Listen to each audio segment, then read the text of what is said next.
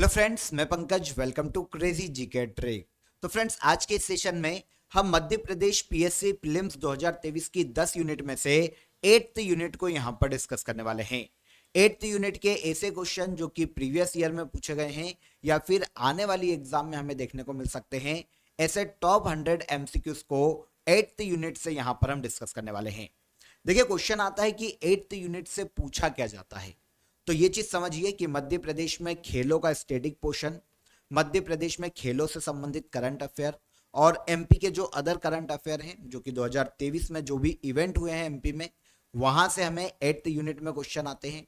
इसके अलावा नेशनल और इंटरनेशनल करंट अफेयर पूछा जाता है पूरा, और नेशनल और इंटरनेशनल लेवल पर जितनी भी खेल प्रतियोगिताएं आयोजित की गई है उन सभी से हमें क्वेश्चन 8th यूनिट में देखने को मिलते हैं। आई होप आपको समझ में आया होगा कि 8th यूनिट से हम पढ़ने क्या वाले हैं। देखिए, 3 पोर्शन में हम पूरे इस वीडियो को आज खत्म करेंगे। वैसे देखिए, पूछा क्या जाता है तो पूरा करंट अफेयर 8th यूनिट में ही हमें देखने को मिलता है। 3 पोर्शन में हम इसे कवर करने वाले हैं। सबसे पहले हम मध्य प्रदेश में खेलों से संबंधित जो स्टैटिक पोर्शन है वो, और खेलों से संबंधित जो करंट अफेयर है उनसे रिलेटेड क्वेश्चन देखेंगे। उसके बाद मध्य प्रदेश के करंट अफेयर जो कि अदर इवेंट है कि खेलों से हट के, वहां से एमसीक्यूज को लगाएंगे। और तीसरी स्टेज में हम नेशनल और इंटरनेशनल लेवल के जितने भी करंट अफेयर हैं उनको डिस्कस करेंगे। स्पेशली हम खेलों से संबंधित क्वेश्चनों को डिस्कस करेंगे नेशनल और इंटरनेशनल लेवल पर भी, क्योंकि अदर जो करंट अफेयर हैं वो आपको क्रेजी जीके ट्रिक के चैनल पर डेली दिया जाता है। तो वहां पर अगर आप डेली उन वीडियो को चेकआउट करते हैं, वीडियो को वॉच करते हैं, तो आपको इजीली करंट अफेयर के क्वेश्चन में कोई भी डाउट नहीं आएगा। तो 3 स्टेजेस में हम पूरे वीडियो को पढ़ने वाले हैं। वीडियो को एंड तक देखिएगा। वीडियो पसंद आए तो वीडियो को लाइक और शेयर कर दीजिएगा। आगे बढ़ने से पहले आप सभी को एक अपडेट देता हूं। क्रेजी जीके ट्रिक के रूट एप्लीकेशन पर आपके लिए मध्य प्रदेश जीके का फुल कोर्स अवेलेबल है। बहुत ही बेसिक से पूरा एमपी जीके यहां पर मैंने आपको पढ़ाया है। अगर आप इस कोर्स में एनरोल करते हैं, ये वीडियो आप वॉच कर लेते हैं, तो आपका एमपी की किसी भी एग्जाम में, चाहे वो एमपी पीएससी हो या अदर एमपी के एग्जाम्स हो, वहां पर एमपी जीके के क्वेश्चन गलत नहीं जाएंगे, ये मेरी गारंटी है। तो आपको करना क्या है, रूट एप्लीकेशन को डाउनलोड कर लीजिए। बहुत ही नॉमिनल चार्जेस में मेरा एमपी जीके का कोर्स आपके लिए वहां पर अवेलेबल है। इसके अलावा अगर आप अदर कोर्सेज भी ज्वाइन करना चाहते हैं तो फाउंडेशन कोर्स आपको क्रेजी जीके ट्रिक के रूट एप्लीकेशन पर ही अवेलेबल है। ई बुक ज्वाइन करना चाहते हैं किसी भी सब्जेक्ट की, तो आप क्रेजी जीके ट्रिक एप्लीकेशन को प्ले स्टोर से डाउनलोड कर लीजिए। सारी ई बुक वहां पर आपके लिए अवेलेबल है।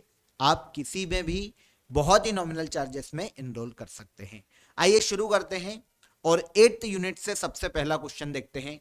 यहां पर देखिए, फर्स्ट स्टेज में हम एमपी के स्पोर्ट का स्टैटिक पोर्शन यहां पर डिस्कस कर लेते हैं और स्पोर्ट्स से संबंधित जो करंट अफेयर हैं उनकी बात कर लेते हैं। पहला क्वेश्चन देखिए, 37th नेशनल गेम्स गोवा में मध्य प्रदेश पदक तालिका में कौन से स्थान पर रहा। पहला फैक्ट आपको यह पता चलता है कि इस साल 37th नेशनल गेम्स का आयोजन कहां किया गया, तो यह भारत के गोवा राज्य में किया गया। अब इन गेम्स में मध्य प्रदेश पदक तालिका में चौथे स्थान पर रहा है। आंसर डी यहां पर सही हो जाएगा। डिटेल देख लेते हैं। देखिए, करंट का भी हो गया क्वेश्चन और एमपी से रिलेट करके भी पूछ लिया गया। तो 37th नेशनल गेम्स का आयोजन देखिए गोवा में कब किया गया, अक्टूबर नवंबर माह में अभी किया गया है, कुछ समय पहले ही। साइकिलिंग और गोल्फ दिल्ली में आयोजित किए गए, बाकी पूरी प्रतियोगिता का आयोजन गोवा राज्य में ही किया गया। इसका जो मैस्कॉट है वो मोगा है। इनॉग्रेशन भारत के पीएम नरेंद्र मोदी ने फरतोदा फुटबॉल स्टेडियम से किया था जो कि गोवा राज्य में स्थित है। कितने गेम्स 37 नेशनल गेम्स में शामिल किए गए, क्वेश्चन ऐसा आता तो 43 गेम्स शामिल किए गए। लास्ट ईयर 2022 में जो 36वें नेशनल गेम्स आयोजित किए गए थे गुजरात में, इनमें देखिए 36 खेल शामिल किए गए थे। अब 7 खेलों का इजाफा किया गया और 37 नेशनल गेम्स गोवा में 43 खेलों को सम्मिलित कर लिया गया। इजी। अब यहां पर मेडल टैली की बात करेंगे क्योंकि एमपी इंपॉर्टेंट है। तो देखिए, 37 नेशनल गेम्स में पदक तालिका में पहले स्थान पर है महाराष्ट्र, जिसने टोटल 1880 मेडल अपने नाम किए। इनमें से देखिए 555 गोल्ड मेडल महाराष्ट्र ने, महाराष्ट्र पहले स्थान पर है। महाराष्ट्र ने टोटल 228 मेडल अपने नाम किए, ये ऑल ओवर मेडल है, करेक्ट कर लीजिएगा। तो महाराष्ट्र ने 228 मेडल अपने नाम किए, इनमें से 80 मेडल महाराष्ट्र ने गोल्ड जीते हैं। सेकंड आता है सर्विसेज, जिसने देखिए 126 मेडल अपने नाम किए, इनमें से 66 मेडल गोल्ड है। अदर मेडल याद करने की हमको जरूरत नहीं पड़ेगी, तो अगर आप ऑल ओवर भी याद कर लेंगे तो आपका काम हो जाएगा। हमें अदर मेडल केवल एमपी में याद करने की जरूरत पड़ सकती है। तो थर्ड पे है हरियाणा, टोटल मेडल कितने 192 और इनमें से 62 गोल्ड मेडल है। अब बात करते हैं एमपी की। एमपी इस मेडल टेली में चौथे स्थान पर है।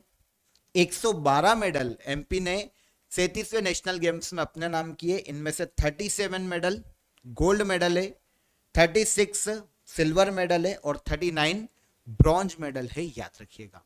इजी। एमपी से रिलेटेड जितने भी फैक्ट है आपको वो तो याद रखने ही पड़ेंगे, उसमें आप थोड़ा सा भी कंजूसी नहीं कर पाएंगे क्योंकि एमपी से कुछ भी पूछा जा सकता है। तो 37 नेशनल गेम्स में मध्य प्रदेश पदक तालिका में चौथे स्थान पर रहा। पहले पर कौन, ये भी इंपॉर्टेंट है, तो ये है कौन, महाराष्ट्र। ओके, करेक्ट कर लीजिएगा। 1880 टोटल मेडल बांटे गए हैं, इनमें से महाराष्ट्र ने 228 मेडल जीते हैं और मध्य प्रदेश ने 112 मेडल अपने नाम किए। आगे आइए, विश्व कप में प्लेयर ऑफ द मैच बनने वाली मध्य प्रदेश की पहली महिला खिलाड़ी कौन है? तो विश्व cup, world cup, women world cup की बात की गई है जो कि 2022 में आयोजित किया गया था। इसमें प्लेयर ऑफ द मैच, किसी भी मैच में बनने वाली मध्य प्रदेश की पहली महिला क्रिकेट खिलाड़ी पूजा वस्त्रकार है। अब एमपी की है तो आपको पता होना चाहिए कि एमपी के किस जिले से आती है। तो पूजा वस्त्रकार, आप इमेज देख सकते हैं, एमपी के शहडोल जिले की रहने वाली है।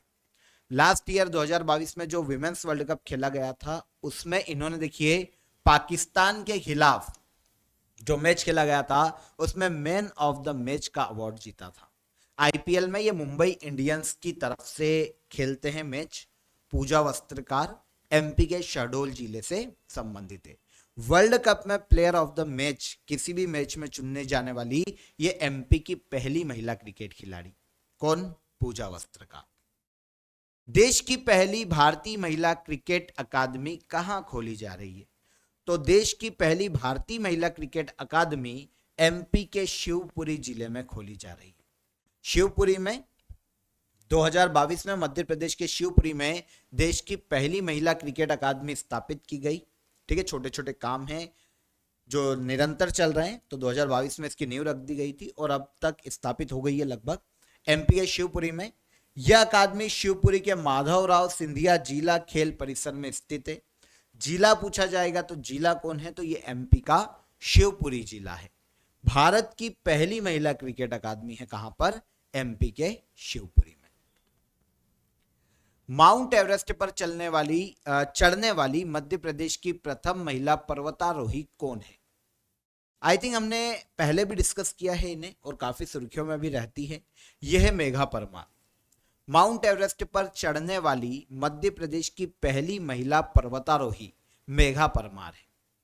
किस जिले से बिलोंग करती है, इंपॉर्टेंट क्वेश्चन है। तो ये एमपी के सीहोर जिले से आती है। एमपी के सीहोर जिले की मेघा परमार ने देखिए 2019 में माउंट एवरेस्ट पर चढ़ाई की थी और माउंट एवरेस्ट पर सफलतापूर्वक चढ़ने वाली ये एमपी की पहली महिला पर्वतारोही है। माउंट एवरेस्ट पर चढ़ने वाली वो मध्य प्रदेश की पहली महिला पर्वतारोही बन गई है।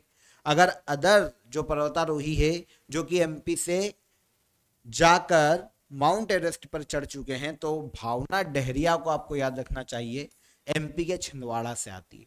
ये भी काफी सुर्खियों में रहती है। रत्नेश पांडे एमपी के सतना से आते हैं। भगवान सिंह कुशवाहा ग्वालियर से है और मधुसूदन पाटीदार एमपी के इंदौर से पर्वतारोही है।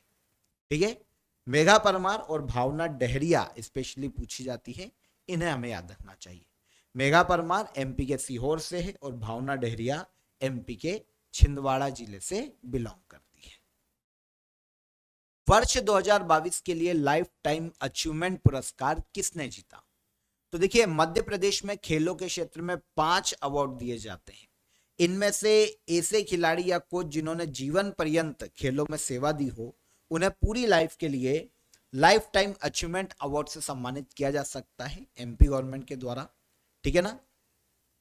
रूप सिंह जो कि हॉकी खिलाड़ी थे, उनकी स्मृति में यह पुरस्कार दिया जाता है एमपी में, याद रखना है ना, काफी पूछा जाता है। 2022 के लिए जो लाइफ टाइम अचीवमेंट अवार्ड की घोषणा की गई थी वो अनिल धुपर को दिया गया। Answer D. किस खेल के खिलाड़ी हैं, कहां से बिलोंग करते हैं, इसकी भी बात करते हैं। तो अनिल धुपर, जिन्होंने देखिए 2022 के लिए लाइफ टाइम अचीवमेंट अवार्ड जीता है, टेनिस के खिलाड़ी हैं और मध्य प्रदेश के इंदौर से बिलोंग करते हैं। Life time achievement award MP में खेलों के क्षेत्र में दिया जाने वाला पुरस्कार है, जो कि कैप्टन रूप सिंह की स्मृति में दिया जाता है, जो कि एक हॉकी खिलाड़ी थे। पुरस्कार राशि कितनी है, तो लाइफ टाइम अचीवमेंट अवार्ड की पुरस्कार राशि 2 लाख रुपए है। मध्य प्रदेश का राज्य खेल कौन सा है? इजी, बहुत ही इजी क्वेश्चन है, लेकिन कभी कभी क्वेश्चन ऐसे भी एग्जाम में हमें अक्सर देखने को मिलते हैं। मध्य प्रदेश का राज्य खेल मलखंब है। 2013 में मलखंब को एमपी का राजकीय खेल घोषित किया गया था और इसके लिए मलखंब अकादमी कहां पर स्थित है पूछ लिया जाए तो ये उज्जैन में स्थित है, मलखंब अकादमी। ठीक है, आपने देखा होगा मलखंब का गेम काफी एमपी में चलता है, एमपी का राजकीय खेल है, जहां पर जो पहलवान होते हैं वो एक बांस का या लकड़ी का एक गोल शेप वाला एक बोल सकते पिल्लर होता है, उस पर कलाबाजियां दिखाते हैं। तो ये एमपी में मलखंब है, एमपी का राजकीय खेल 2013 में बना। और इसके लिए मध्य प्रदेश में खेलों के क्षेत्र में एक नया पुरस्कार 2013 में शुरू किया गया, जिसका नाम था प्रभास जोशी खेल रत्न पुरस्कार। कभी क्वेश्चन आ जाए प्रभास जोशी खेल रत्न पुरस्कार किस क्षेत्र में दिया जाता है, तो राजकीय खेल मलखंब के क्षेत्र में 2013 में ही शुरू किया गया था, जब मलखंब को राजकीय खेल बनाया गया। ठीक है, और मलखंब अकादमी एमपी के उज्जैन में स्थापित की गई। मध्य प्रदेश में खेलकूद नीति किस वर्ष अनुमोदित हुई थी? तो मध्य प्रदेश में खेलकूद नीति जो कि वर्तमान में चल रही है, यह 2005 में अनुमोदित हुई थी। एमपी के गठन के बाद मध्य प्रदेश में खेलों को बढ़ावा देने के उद्देश्य से मध्य प्रदेश क्रीड़ा परिषद की स्थापना हुई थी सबसे पहले 1960 में भोपाल, एमपी क्रीड़ा परिषद। और आगे चलकर मध्य प्रदेश खेलकूद और युवा कल्याण विभाग स्थापित किया गया था। 1975 में। जो युवा हैं उन्हें खेलों से जोड़ने के उद्देश्य से, युवाओं में खेलों में जागरूकता फैलाने के उद्देश्य से 1975 में मध्य प्रदेश खेलकूद एवं युवा कल्याण विभाग भोपाल में स्थापित किया गया। इसके पहले एमपी क्रीड़ा परिषद की स्थापना की जा चुकी थी। आगे चलकर मध्य प्रदेश खेल प्राधिकरण लाया गया। मध्य प्रदेश खेल प्राधिकरण जो कि वर्तमान में कार्यरत है, 2011 में भोपाल में स्थापित किया गया। खेलों के क्षेत्र में कार्य करने वाली, खेलों के संवर्धन के लिए कार्य करने वाली यह एमपी की वर्तमान में सबसे बड़ी खेल संस्था है, एमपी खेल प्राधिकरण। मध्य प्रदेश खेल प्राधिकरण 2011 में भोपाल में स्थापित। एमपी में खेलों को नियमित रूप से चलाने के उद्देश्य से एक प्रॉपर खेलों के लिए नियम बनाए गए, जिसे खेल नीति के नाम से जाना जाता है। सबसे पहली बार एमपी में खेल नीति लाई गई थी 1989 में, और बाद में मध्य प्रदेश की नई खेल नीति 2005 में लागू की गई। रिफॉर्म किया गया पुरानी खेल नीति को और 2005 में नई खेल नीति लाई गई, जिसके बारे में यहां पर पूछा गया। ठीक है ना। तो एमपी क्रीड़ा परिषद 1960 भोपाल, मध्य प्रदेश खेलकूद और युवा कल्याण विभाग 1975 भोपाल, मध्य प्रदेश खेल प्राधिकरण 2011 एमपी के भोपाल में स्थापित है। ठीक है, एमपी की पहली खेल नीति 1989 और नवीन खेल नीति 2005 में लागू की गई थी। ठीक है, तो यही यहां पर भी कहा गया है। आई थिंक आपको दिख नहीं रहा होगा। ठीक है, क्लीन कर देता हूं मैं आपके लिए बोर्ड। चलिए, तो मध्य प्रदेश की पहली खेल नीति 1989 और नई खेल नीति 2005। ठीक है, चल। भारत के पूर्व क्रिकेट खिलाड़ी वीरेंद्र सहवाग ने इंदौर के होलकर स्टेडियम में किस देश के विरुद्ध एक दिवसीय मैच में डबल सेंचुरी मारी थी? तो वीरेंद्र सहवाग जो कि भारत के पूर्व क्रिकेट खिलाड़ी रहे हैं फ्रेंड्स, इन्होंने 2011 में वेस्टइंडीज के खिलाफ होलकर स्टेडियम ये कहां पर है पता है? इंदौर में। ठीक है, इंदौर के होलकर स्टेडियम में 2011 में वीरेंद्र सहवाग ने वेस्टइंडीज के खिलाफ 219 रन बनाए थे। ये डबल सेंचुरी थी वीरेंद्र सहवाग की, मध्य प्रदेश के इंदौर में होलकर स्टेडियम। 2011 में सेंचुरी बनाई थी, किस टीम के खिलाफ बनाई? ये क्वेश्चन पूछ लिया जाए तो वेस्ट इंडीज के खिलाफ बनाई थी। मध्य प्रदेश के कौन से नगर में अभय खेल प्रशाल अवस्थित है? तो अभय खेल प्रशाल ये स्थित है मध्य प्रदेश के इंदौर जिले में। अब इसकी विशेषता है, मध्य प्रदेश का सबसे बड़ा इंडोर स्टेडियम है। इंडोर स्टेडियम मध्य प्रदेश का सबसे बड़ा इंडोर स्टेडियम कौन सा है? अभय खेल प्रशाल, एमपी के इंदौर। 1983 में एमपी के सीएम अर्जुन सिंह, जो उस वक्त एमपी के सीएम थे, उनके द्वारा इस खेल प्रशाल का इनॉग्रेशन किया गया था। एमपी का सबसे बड़ा इंडोर स्टेडियम मध्य प्रदेश के इंदौर। इसके अलावा अगर नेहरू स्टेडियम पूछे तो यह भी एमपी के इंदौर में अंतरराष्ट्रीय स्टेडियम था ये पहले, पर अब जब से होलकर बना है नेहरू स्टेडियम, अब दूसरे गेम्स के लिए और नॉर्मली चुनाव की वोटिंग के लिए यूज किया जाता है, वोटिंग की जो काउंटिंग होती है उसके लिए। और होलकर स्टेडियम, ठीक है, होलकर स्टेडियम ये सब कहां पर है? ये एमपी के इंदौर में स्टेडियम, ठीक है, एमपी के इंदौर। भारत रत्न क्रिकेटर सचिन तेंदुलकर ने किस स्टेडियम में वनडे क्रिकेट में दोहरा शतक बनाया था? तो सचिन तेंदुलकर ने वनडे क्रिकेट में दोहरा शतक बनाया है मध्य प्रदेश के कैप्टन रूप सिंह क्रिकेट स्टेडियम में। क्वेश्चन आता है एमपी के किस जिले में है? तो ये एमपी के ग्वालियर में स्थित है। एमपी के ग्वालियर में कैप्टन रूप सिंह क्रिकेट स्टेडियम है। रूप सिंह हॉकी के खिलाड़ी थे, ध्यान रखना, लेकिन इनके नाम पर जो स्टेडियम है एमपी में ग्वालियर में वो क्रिकेट स्टेडियम है, अंतरराष्ट्रीय क्रिकेट स्टेडियम। यहीं पर 2010 में दक्षिण अफ्रीका के खिलाफ, किसके खिलाफ?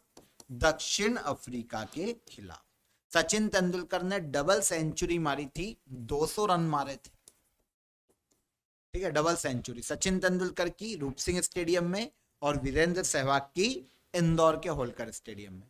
सचिन तेंदुलकर ने दक्षिण अफ्रीका के खिलाफ 2010 में सेंचुरी मारी थी और वीरेंद्र सहवाग ने 2011 में वेस्टइंडीज के खिलाफ डबल सेंचुरी मारी थी, डबल सेंचुरी, ठीक है।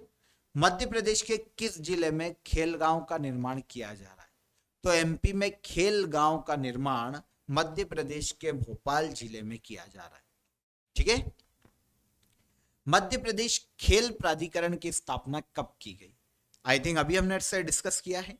एमपी में खेल प्राधिकरण की स्थापना की गई है 2011 में। कहां पर? भोपाल, ठीक है। एमपी में खेल प्राधिकरण, मध्य प्रदेश खेल प्राधिकरण के नाम से भोपाल में 2011 में स्थापित किया गया। मध्य प्रदेश क्रिकेट एसोसिएशन का मुख्यालय कहां स्थित है? तो मध्य प्रदेश क्रिकेट एसोसिएशन का मुख्यालय मध्य प्रदेश के इंदौर में स्थित है। पीएससी ने प्रीवियस ईयर में क्वेश्चन पूछा है, ध्यान से सुनिएगा। एमपी क्रिकेट एसोसिएशन की स्थापना होलकर क्रिकेट एसोसिएशन के नाम से की गई थी। होलकर क्रिकेट एसोसिएशन के नाम से की गई थी, ठीक है, 1941। ध्यान से सुनना, कब? 1941। होलकर क्रिकेट एसोसिएशन के नाम से इसकी स्थापना की गई यशवंत राव होलकर के द्वारा, यशवंत राव होलकर के द्वारा सी के नायडू की अध्यक्षता में, सी के नायडू की अध्यक्षता में, ठीक है। अध्यक्ष कौन थे? सी के नायडू। स्थापना की थी यशवंत राव होलकर ने, सी के नायडू अध्यक्ष बनते और होलकर क्रिकेट एसोसिएशन 1941 में अस्तित्व में आता है मध्य प्रदेश के इंदौर में। कहां पर? इंदौर। जब एमपी का गठन होता है 1956 में, तो होलकर क्रिकेट एसोसिएशन को ही मध्य प्रदेश क्रिकेट एसोसिएशन के नाम से जाना जाने लगता है। MPCA, Madhya Pradesh cricket association, नाम चेंज हुआ तो अगर होलकर क्रिकेट एसोसिएशन पूछ ले कहाँ है तो इंदौर, और अगर पूछता मध्य प्रदेश क्रिकेट एसोसिएशन कहाँ स्थित है तो ये भी मध्य प्रदेश के इंदौर में ही स्थित है। दोनों एक ही, कंफ्यूज मत होइएगा, बहुत ही इजी क्वेश्चन है। गलत हो जाता है ये क्वेश्चन क्योंकि होलकर क्रिकेट एसोसिएशन इंदौर में बना था, और मध्य प्रदेश क्रिकेट एसोसिएशन का जब कोई भी स्टूडेंट नाम सुनता है तो उसको लगता है भोपाल में होगा, तो वो टिक करता है भोपाल में। और नॉर्मली एग्जाम में क्या होता है, पहला ऑप्शन भोपाल ही देते हैं ऐसे क्वेश्चन, पर ध्यान रखिएगा इंदौर में है। ग्रेट वॉल ऑफ चाइना के नाम से प्रसिद्ध खिलाड़ी कौन है? तो ग्रेट वॉल ऑफ चाइना के नाम से जॉल गोदरेज को जाना जाता है। ये टेबल टेनिस के खिलाड़ी है। किसके? टेबल टेनिस के। बहुत ही इंपॉर्टेंट। किस जिले से बिलोंग करते हैं? तो एमपी के इंदौर से बिलोंग करते हैं। जॉल Godrej great wall of China कहा जाता है। सत्येंद्र सिंह लोहिया किस खेल के लिए जाने जाते हैं? एमपी के खिलाड़ी सत्येंद्र सिंह लोहिया पैरा स्विमर है, मतलब स्विमिंग से संबंधित खिलाड़ी देखिए जो भी सुर्खियों में रहते हैं 2023 में जो भी कोई गेम जीत के आया हो तो वो पूछे जाने की संभावना है 100%। तो सभी खिलाड़ियों को एक बार तो पढ़ना पड़ेगा आपको। टफ है, एक एक खिलाड़ी को कैसे याद रखें सर, बहुत से आ रहे हैं, समझ में आता है पर एग्जाम में पूछे जाते हैं, याद तो रखना ही पड़ेगा। सत्येंद्र सिंह लोहिया पैरा स्विमर है। कहां से है? एमपी के भिंड जिले से बिलोंग करते हैं। 24 जून 2018 को देखिए इन्होंने तैराकी रिले टीम के साथ, मतलब एक हिस्से के रूप में, इंग्लिश चैनल को पार किया था। एमपी के भिंड से पैरा स्विमर है। 2014 में इन्हें विक्रम पुरस्कार से सम्मानित किया जा चुका है, जो कि एमपी का सबसे बड़ा खेल पुरस्कार है। कौन सा? विक्रम पुरस्कार। तो पैरा स्विमर है कौन? सत्येंद्र सिंह लोहिया। किस जिले से? एमपी के भिंड जिले से। मध्य प्रदेश की चर्चित खिलाड़ी रुबीना फ्रांसिस का संबंध किस खेल से है? रुबीना फ्रांसिस की अगर हम बात करें फ्रेंड्स तो ये शूटिंग से संबंधित खिलाड़ी है, पैरा शूटर है, याद रखिएगा। काफी इनसे क्वेश्चन पूछा जाता है। एक तो रुबीना फ्रांसिस और ऐश्वर्य प्रताप सिंह, इनसे क्वेश्चन आते हैं। तो रुबीना फ्रांसिस को याद रखिए पहले तो, पैरा शूटर खिलाड़ी है। कहां से बिलोंग करती है? तो एमपी के जबलपुर से बिलोंग करती है रुबीना फ्रांसिस। सुर्खियों में क्यों है? तो देखिए मध्य प्रदेश की जबलपुर जिले की दिव्यांग शूटिंग खिलाड़ी रुबीना फ्रांसिस ने क्रोएशिया में आयोजित world shooting para sports world cup 2023 में 10 मीटर एयर पिस्टल इवेंट में ब्रॉन्ज मेडल अपने नाम किया है। कौन सा मेडल जीता? Bronze medal. कितने मीटर? 10 metre air pistol event. Rubina Francis para shooter है एमपी के जबलपुर की। अदर शूटिंग खिलाड़ी भी याद रखना चाहिए, इनमें सबसे इंपॉर्टेंट अभी हमने बात की ऐश्वर्य प्रताप सिंह, एमपी के खरगोन जिले से है, ये भी एक शूटर है। इनके अलावा मानसी सुधीर, सृष्टि मिश्रा और सुनिधि चौहान भी एमपी की ही शूटर है, मतलब निशानेबाजी से संबंधित खिलाड़ी। स्पेशली रुबीना फ्रांसिस को याद रखिए एमपी के जबलपुर से, और ऐश्वर्य प्रताप सिंह एमपी के खरगोन के शूटिंग खिलाड़ी। ये दो सबसे ज्यादा सुर्खियों में रहते हैं, तो इनको याद रखना चाहिए हमें।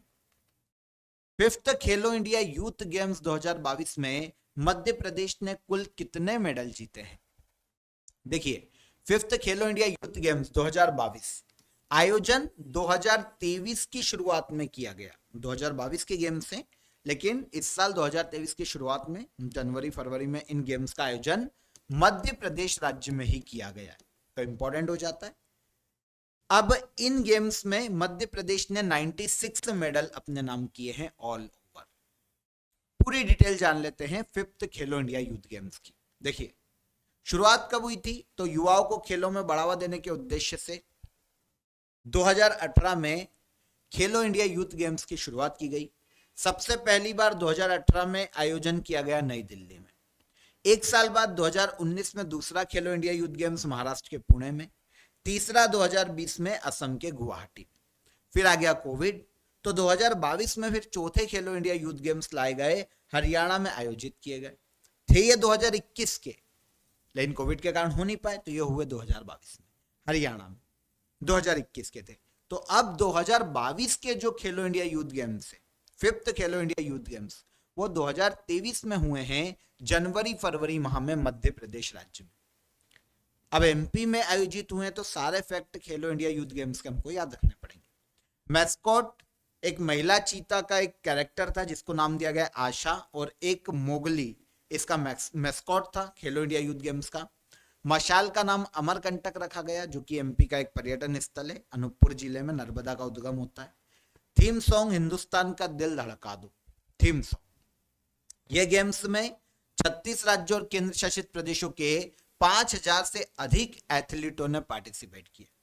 वैसे ऑल ओवर इसका आयोजन एमपी में किया गया, लेकिन कुछ गेम्स ऐसे भी हैं जैसे साइकिलिंग वगैरह जो कि दिल्ली में भी आयोजित किए गए। हालांकि ऑल ओवर इनका आयोजन मध्य प्रदेश राज्य, जो मेन स्टेट है वो एमपी। कुछ एक दो खेल जिनकी व्यवस्था एमपी में नहीं है तो वहां उनका आयोजन किया गया न्यू दिल्ली में। ठीक है, अब यहां पर बात आती है मेडल टेली की।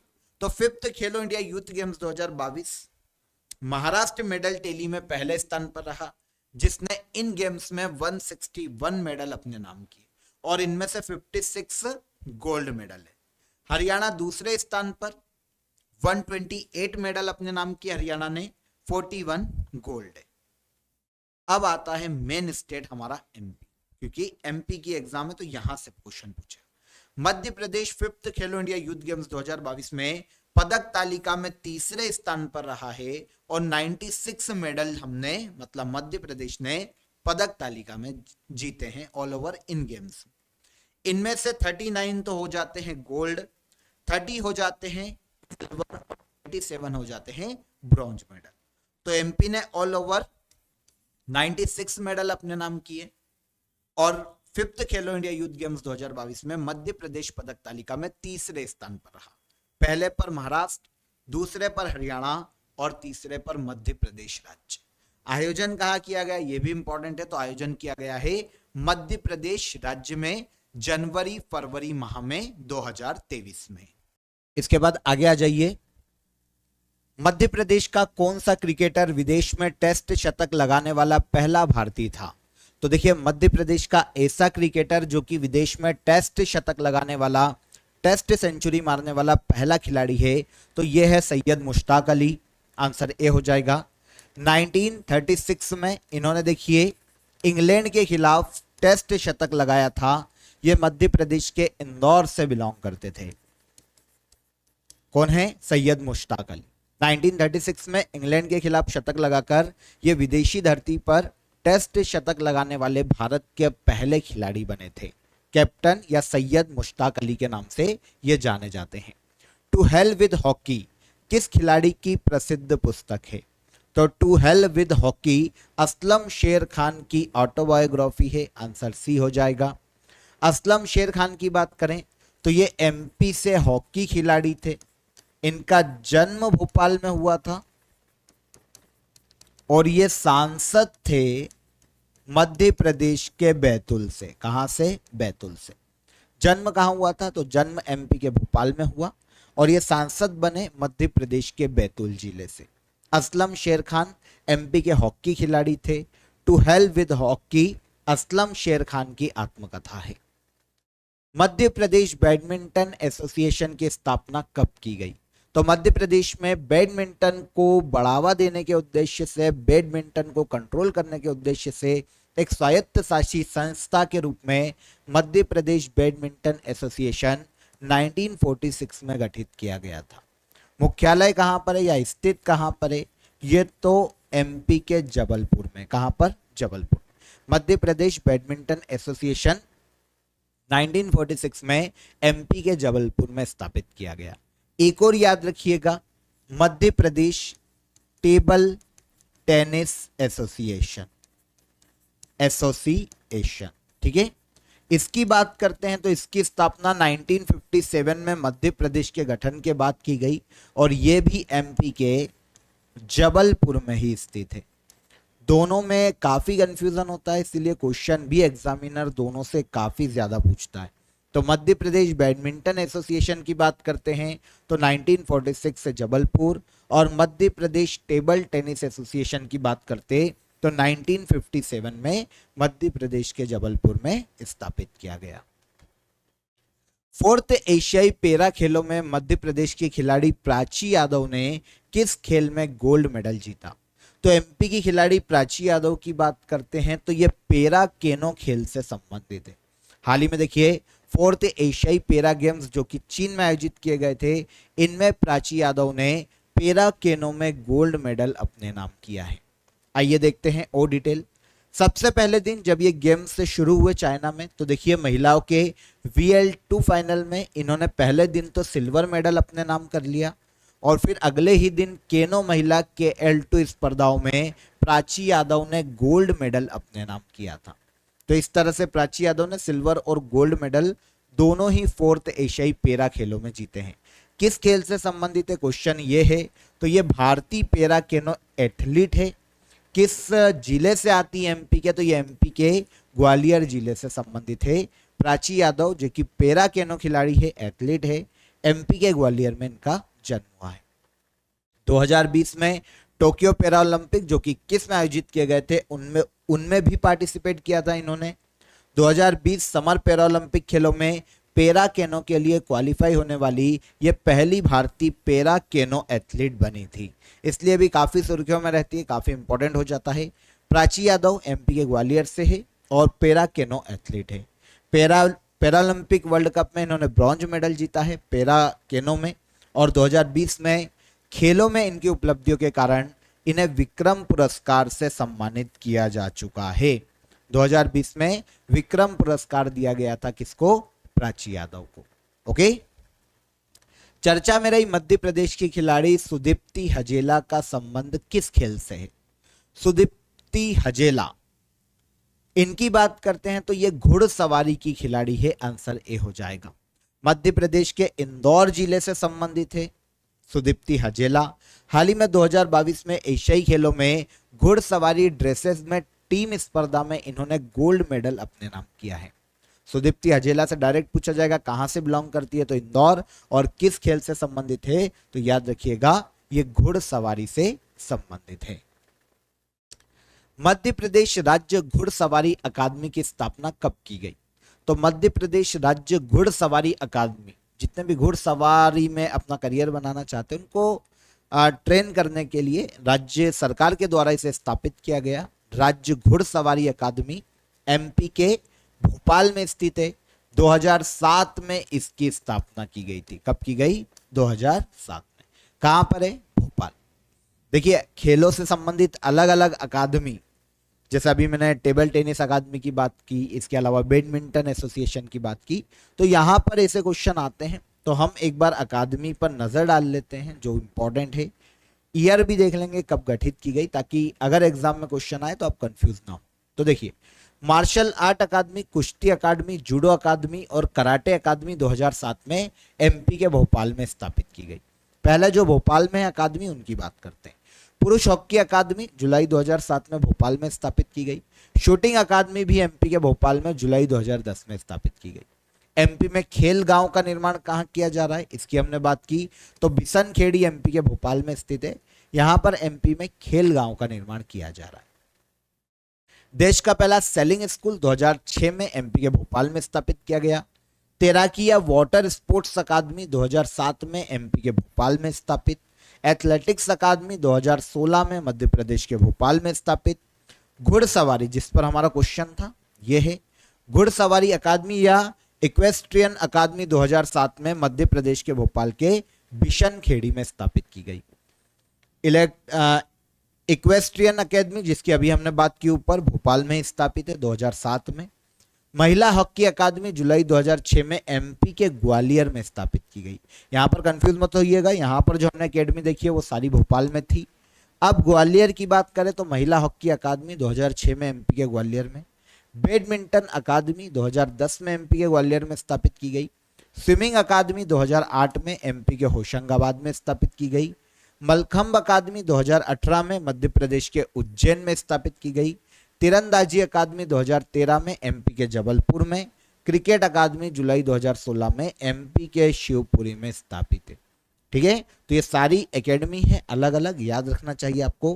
क्वेश्चन कहीं से भी पूछा जा सकता है। पॉज करके नोट कर लीजिएगा, स्क्रीनशॉट ले लीजिएगा, ताकि एग्जाम के समय रिवाइज करने में आपको आसानी हो। इनमें से कौन मध्य प्रदेश का हॉकी खिलाड़ी था? तो यहां पर 4 ऑप्शन दिए गए। इनमें से समीर दाद पे पीएससी ने क्वेश्चन पूछा है, एमपी के भोपाल से आते। कहां से? भोपाल एमपी के भोपाल से बिलोंग करते हैं एमपी के हॉकी खिलाड़ी। इसके अलावा कुछ अन्य हॉकी खिलाड़ी में असलम शेर खान, अभी हमने इनकी बात की थी। टू हेल विद हॉकी किसकी आत्मकथा है? असलम शेर खान की, हॉकी खिलाड़ी। समीर दाद हॉकी खिलाड़ी है। इसके अलावा रूप सिंह, इनके नाम पर क्रिकेट स्टेडियम है एमपी के ग्वालियर में, लेकिन रूप सिंह हॉकी खिलाड़ी थे, ठीक है ना। एमपी के ग्वालियर में इनके नाम पर क्रिकेट स्टेडियम है। इनके अलावा एक और हमें याद रखना चाहिए, शंकर लक्ष्मण, बहुत ही इंपॉर्टेंट है ये, शंकर लक्ष्मण। ये आते हैं एमपी के महू से, महू मतलब जो इंदौर जिले की तहसील है। शंकर लक्ष्मण गोली इनका उपनाम है, क्योंकि 1948 में जो ओलंपिक गेम्स हुए थे उनमें हॉकी में ये गोलकीपर रहे थे, है ना। 1948 के ओलंपिक में शंकर लक्ष्मण गोलकीपर थे, इसलिए गोली के नाम से जाना जाता है। एमपी के महू से बिलोंग करते हैं। तो समीर दाद, असलम शेर खान, रूप सिंह और शंकर लक्ष्मण किस खेल से संबंधित है? इजीली आप याद रख पाओगे, ये एमपी के हॉकी खिलाड़ी हैं। मध्य प्रदेश में पारसी क्लब की स्थापना से किस खेल की परंपरा प्रारंभ हुई? यहां पर देखिए स्पेशली कहा गया है एमपी में। तो एमपी में जो पारसी क्लब था ना, वो 1890 में स्थापित हुआ एमपी के इंदौर, ठीक है। 1890 में एमपी के इंदौर में पारसी क्रिकेट क्लब की स्थापना की गई थी। आंसर सी हो जाएगा, क्रिकेट क्लब था ये एमपी का। एमपी का पहला क्रिकेट के लिए जो ऑथराइज्ड संस्था बनी थी वो पारसी क्रिकेट क्लब ही बनी थी 1890 में। कहां पर? एमपी के इंदौर में। और आगे चलकर होलकर क्रिकेट एसोसिएशन बना, होलकर क्रिकेट एसोसिएशन, जिसकी अभी हमने बात की। ये कब बना? तो ये बना 1941 में। कहां पर? मध्य प्रदेश के इंदौर। इसका नाम वर्तमान में मध्य प्रदेश क्रिकेट एसोसिएशन। तो पारसी क्रिकेट क्लब था एमपी का, 1890 में इंदौर में स्थापित किया गया था। मध्य प्रदेश के खिलाड़ी विवेक सागर किस खेल से संबंधित है? तो विवेक सागर जो कि एमपी के खिलाड़ी हैं, एमपी के नर्मदापुरम के इटारसी के रहने वाले, ठीक है। होशंगाबाद था पहले नाम, नर्मदापुरम है, वहां पर इटारसी है, वहां के रहने वाले हैं विवेक सागर। एमपी के हॉकी खिलाड़ी हैं ये भी। अब सुर्खियों में क्यों है? तो देखिए कहां से बिलोंग करते हैं? नर्मदापुरम के इटारसी में। हॉकी में भारत का प्रतिनिधित्व करने वाले दुनिया के दूसरे सबसे कम उम्र के खिलाड़ी हैं भारत में, ठीक है। हॉकी में भारत का प्रतिनिधित्व करने वाले दूसरे सबसे कम उम्र के खिलाड़ी हैं। 2019 में हॉकी के द्वारा, या हॉकी की सबसे बड़ी संस्था FIH के द्वारा, इन्हें FIH men's rising star of the year पुरस्कार से सम्मानित किया गया। 2021 में FIH young player of the year पुरस्कार दिया गया। और टोक्यो ओलंपिक 2020 में भी ये भारतीय हॉकी टीम का हिस्सा रहे थे। कौन है ये? विवेक सागर प्रसाद पूरा नाम है, हॉकी के खिलाड़ी हैं। कहां से आते हैं? नर्मदापुरम के इटारसी से। मध्य प्रदेश के खिलाड़ी चिंकी यादव किस खेल से संबंधित है? तो चिंकी यादव की बात करें फ्रेंड्स, चिंकी यादव तो एमपी में ये निशानेबाजी या शूटिंग से संबंधित खिलाड़ी है। और एमपी में कहां से बिलोंग करती है ये पूछ लिया जाए तो एमपी के भोपाल से बिलोंग करती। चिंकी यादव निशानेबाजी या शूटिंग की खिलाड़ी है एमपी के भोपाल से। कप्तान रूप सिंह स्टेडियम किस खेल से संबंधित है? तो अभी हमने शायद बात की कप्तान रूप सिंह स्टेडियम। रूप सिंह हॉकी खिलाड़ी थे, लेकिन इनके नाम पर जो स्टेडियम है वो क्रिकेट स्टेडियम है। तो क्रिकेट से संबंधित स्टेडियम है, कहां पर? एमपी के ग्वालियर, ठीक है। दूधिया रोशनी से रोशन एमपी का पहला क्रिकेट स्टेडियम पूछता तो वो भी कप्तान रूप सिंह क्रिकेट स्टेडियम एमपी के ग्वालियर में स्थित है। इसके अलावा सचिन तेंदुलकर ने अपना दोहरा शतक बनाया था 2010 में दक्षिण अफ्रीका के खिलाफ। किसके खिलाफ? दक्षिण अफ्रीका। दक्षिण अफ्रीका के खिलाफ 2010 में सचिन तेंदुलकर ने अपना दोहरा शतक रूप सिंह क्रिकेट स्टेडियम में बनाया था एमपी के ग्वालियर में। जो अन्य क्रिकेट स्टेडियम या अदर स्टेडियम है उनकी भी बात कर लेते हैं जो कि एमपी में स्थित है, पूछे जाते हैं। रानीताल क्रिकेट स्टेडियम एमपी के जबलपुर में है। पंडित रविशंकर शुक्ल स्टेडियम एमपी के जबलपुर में स्थित है। नेहरू स्टेडियम एमपी के इंदौर में। क्रिकेट स्टेडियम था, अब अंतर्राष्ट्रीय मैच नहीं होते, पर यह अंतर्राष्ट्रीय क्रिकेट स्टेडियम था। होलकर स्टेडियम भी इंदौर में है।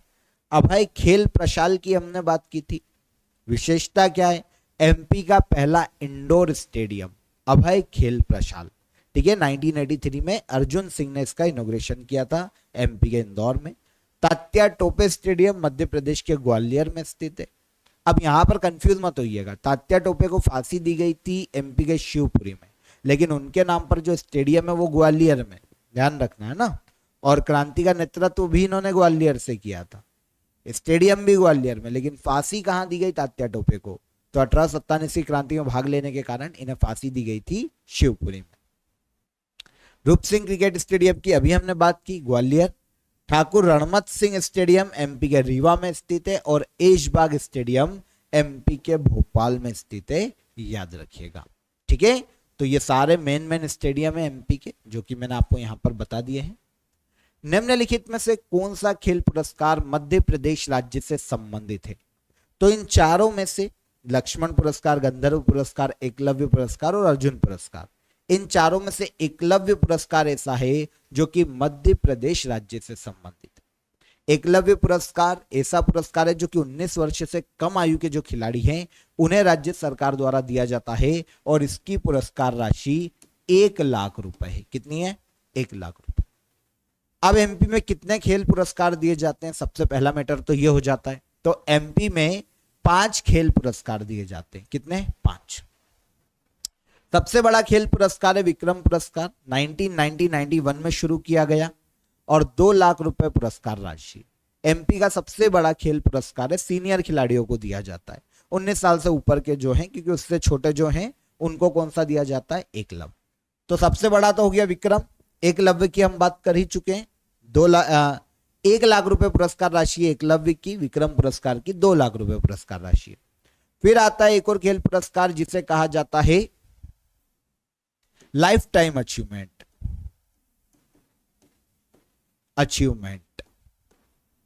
ठीक है। लाइफ टाइम अचीवमेंट पुरस्कार, लाइफ टाइम अचीवमेंट पुरस्कार की बात करें तो खेलों के क्षेत्र में जीवन पर्यंत की उपलब्धियों के लिए लाइफ टाइम अचीवमेंट पुरस्कार राज्य सरकार के द्वारा दिया जाने वाला पुरस्कार है। और इसके अलावा एक मलखम के क्षेत्र में भी दिया जाता है प्रभात जोशी खेल रत्न पुरस्कार। तो ये ऐसे खेल पुरस्कार है जो कि एमपी गवर्नमेंट के द्वारा दिए जाते हैं, हमको याद रखना चाहिए। स्पेशली एकलव्य और विक्रम पुरस्कार को याद रखो, यहां से क्वेश्चन ज्यादा आते हैं। और कभी कभी क्वेश्चन ऐसा भी आता है कि प्रभात जोशी खेल रत्न पुरस्कार किस क्षेत्र में दिया जाता है? तो वो राज्य खेल मलखम के लिए दिया जाता है। निम्नलिखित में से 2022 में मध्य प्रदेश राज्य के विक्रम पुरस्कार से सम्मानित खिलाड़ियों में कौन सा खिलाड़ी मलखंब खेल से संबंधित है? वेरी इंपॉर्टेंट क्वेश्चन है, नोट कर लीजिएगा इसको। 2022 के एमपी के खेल पुरस्कारों की घोषणा की गई थी कुछ समय पहले ही। अब इसमें देखिए विक्रम पुरस्कार 2022 के लिए मध्य प्रदेश में 10 खिलाड़ियों को दिया गया। कितने? 10 खिलाड़ी।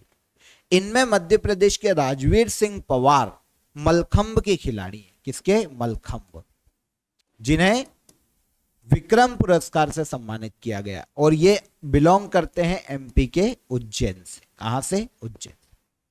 10 खिलाड़ियों को दिया गया विक्रम पुरस्कार 2022। 10 खिलाड़ियों में से राजवीर सिंह पवार मलखंब के खिलाड़ी हैं एमपी के उज्जैन से। 10 खिलाड़ी को एक बार हम नजर मार लेते हैं, देख लेते हैं, क्योंकि कुछ भी पूछा जा सकता है। अब आपको यह भी तो याद रखना पड़ेगा कि किस खेल से संबंधित कौन कौन से खिलाड़ी, और विक्रम पुरस्कार मिला है तो ऑब्वियसली सुर्खियों में कहीं ना कहीं रहे होंगे साल भर। तो देखो, राजू सिंह घुड़सवारी से संबंधित है एमपी के भोपाल से। आदित्य दुबे सॉफ्ट टेनिस से है एमपी के देवास से। नीतू वर्मा कियाकिंग और केनोइंग से संबंधित है एमपी के सीहोर जिले में। भूरक्षा दुबे वुशु से संबंधित है एमपी के अशोकनगर से है।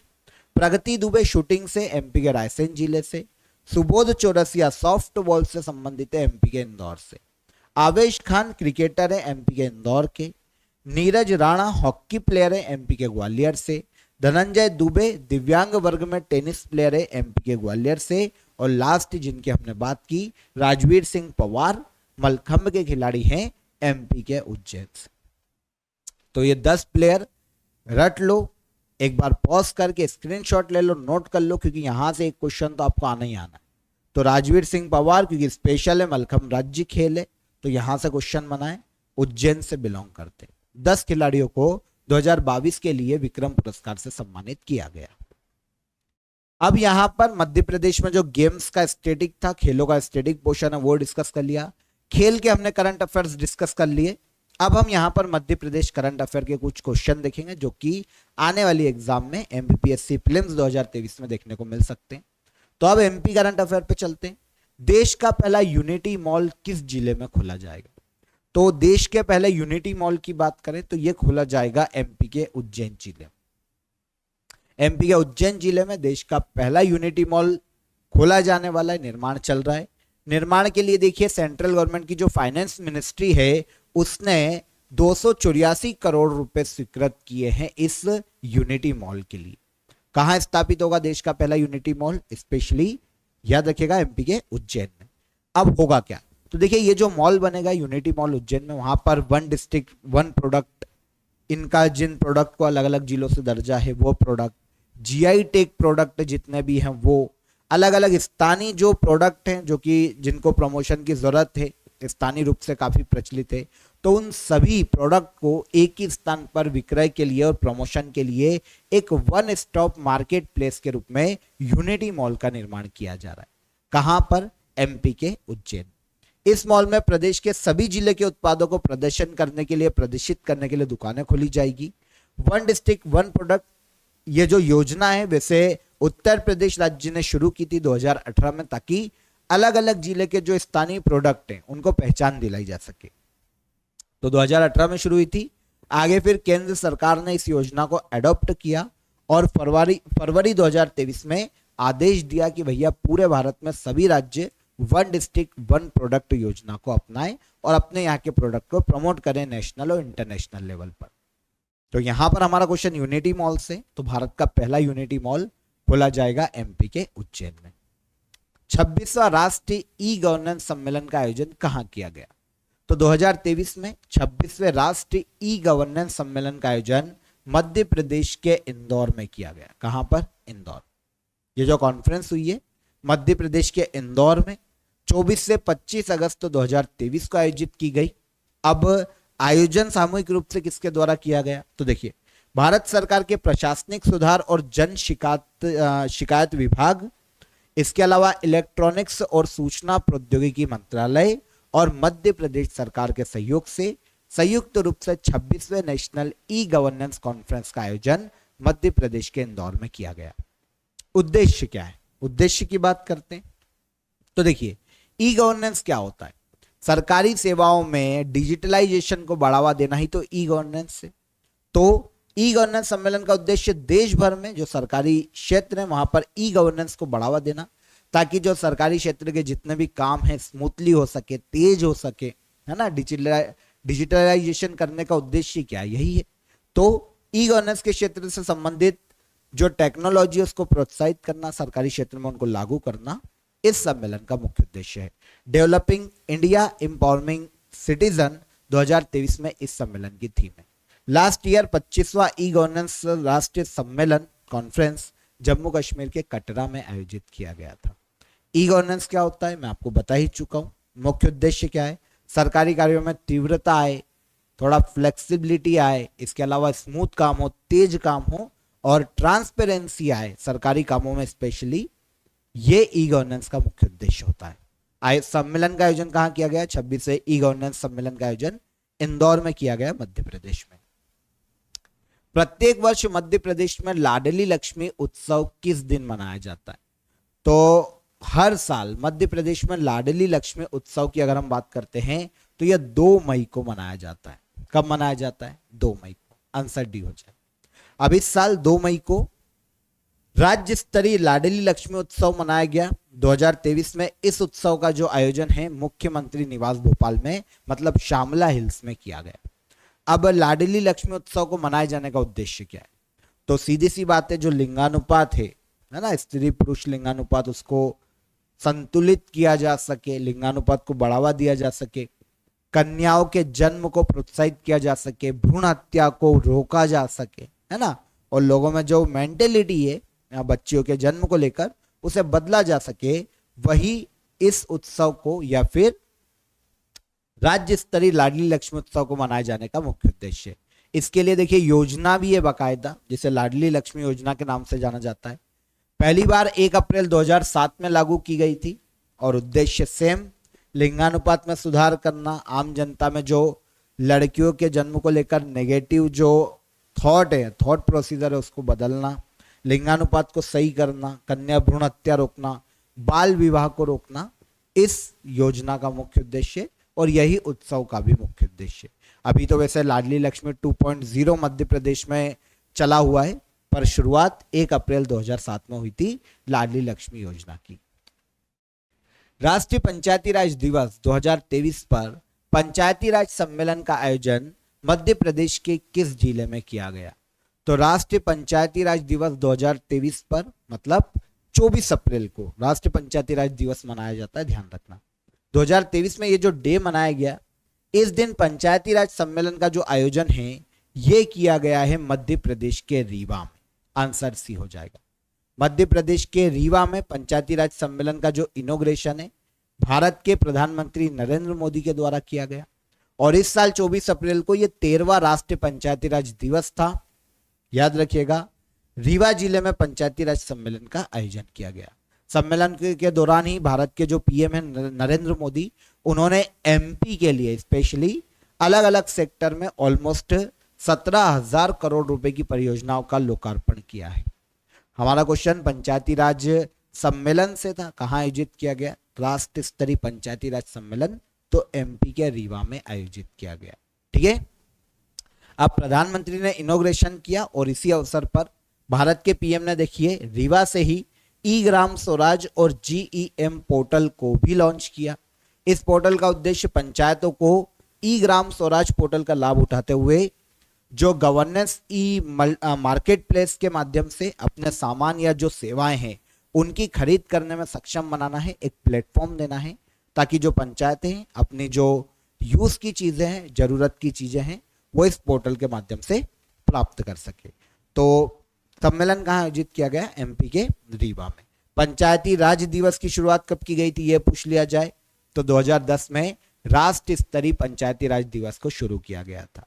24 अप्रैल को ही भारत में जो 73वां संविधान संशोधन था जो 1992 में पारित हुआ था उसको लागू किया गया था।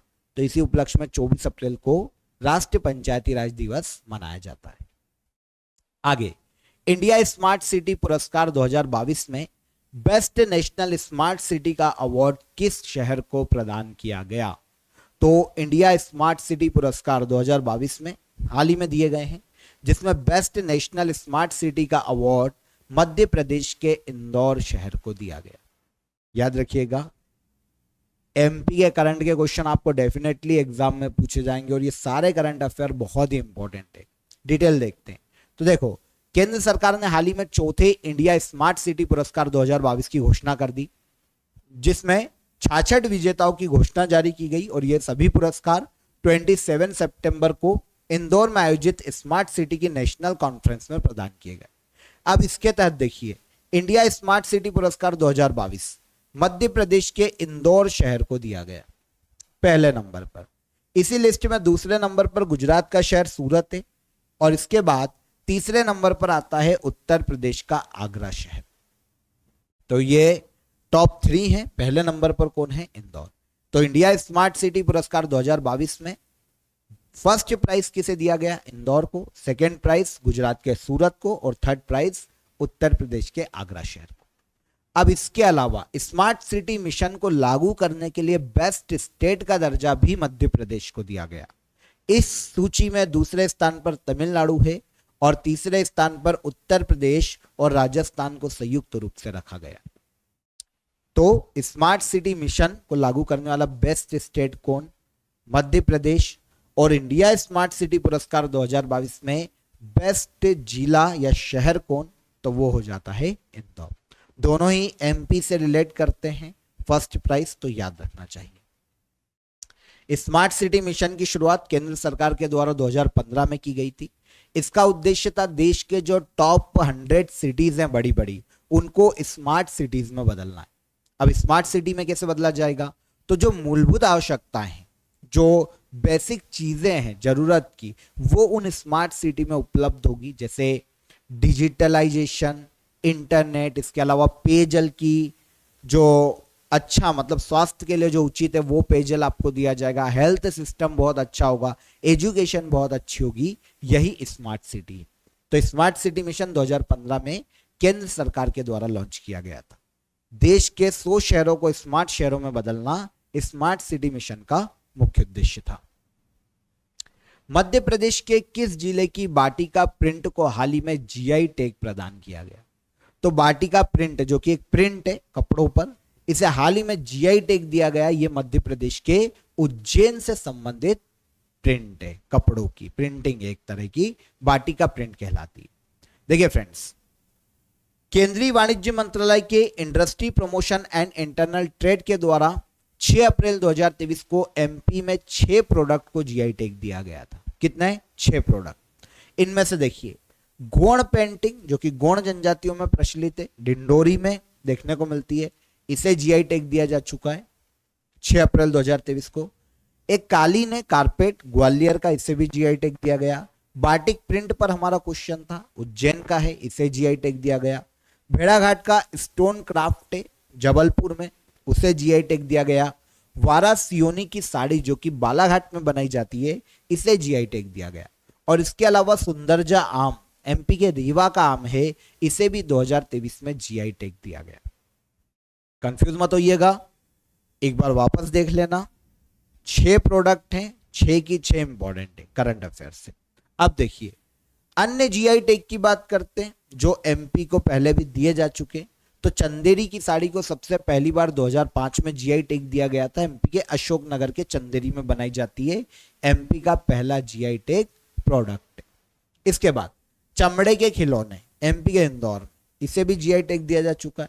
बाघ प्रिंट धार में है, जीआई टैग प्राप्त है। बेल मेटल वेयर दतिया और टीकमगढ़ में प्रचलित है, जीआई टैग दिया जा चुका है। महेश्वर साड़ी एमपी के खरगोन में है, जीआई टैग प्राप्त है। रतलामी सेव एमपी के रतलाम में प्रचलित है, जीआई टैग दिया जा चुका है। कड़कनाथ मुर्गा जो कि एमपी के झाबुआ जिले में पाया जाता है, काले कलर का रहता है, इसे जीआई टैग दिया जा चुका है। और चिन्नौर चावल एमपी के बालाघाट में उगाया जाता है, इसे भी पहले जीआई टैग दिया जा चुका है। तो ये एमपी के सभी मेन जीआई टैग प्रोडक्ट हैं 2023 में जिन जिन को मिले हैं, इनको भी याद रखिएगा, यहां से क्वेश्चन पूछा जाएगा। गजक मुरैना में, शरबती गेहूं सीहोर के जिन्हें जीआई टैग दिया जा चुका है, और डिंडोरी के लौह शिल्प को भी पहले जीआई टैग दिया जा चुका है।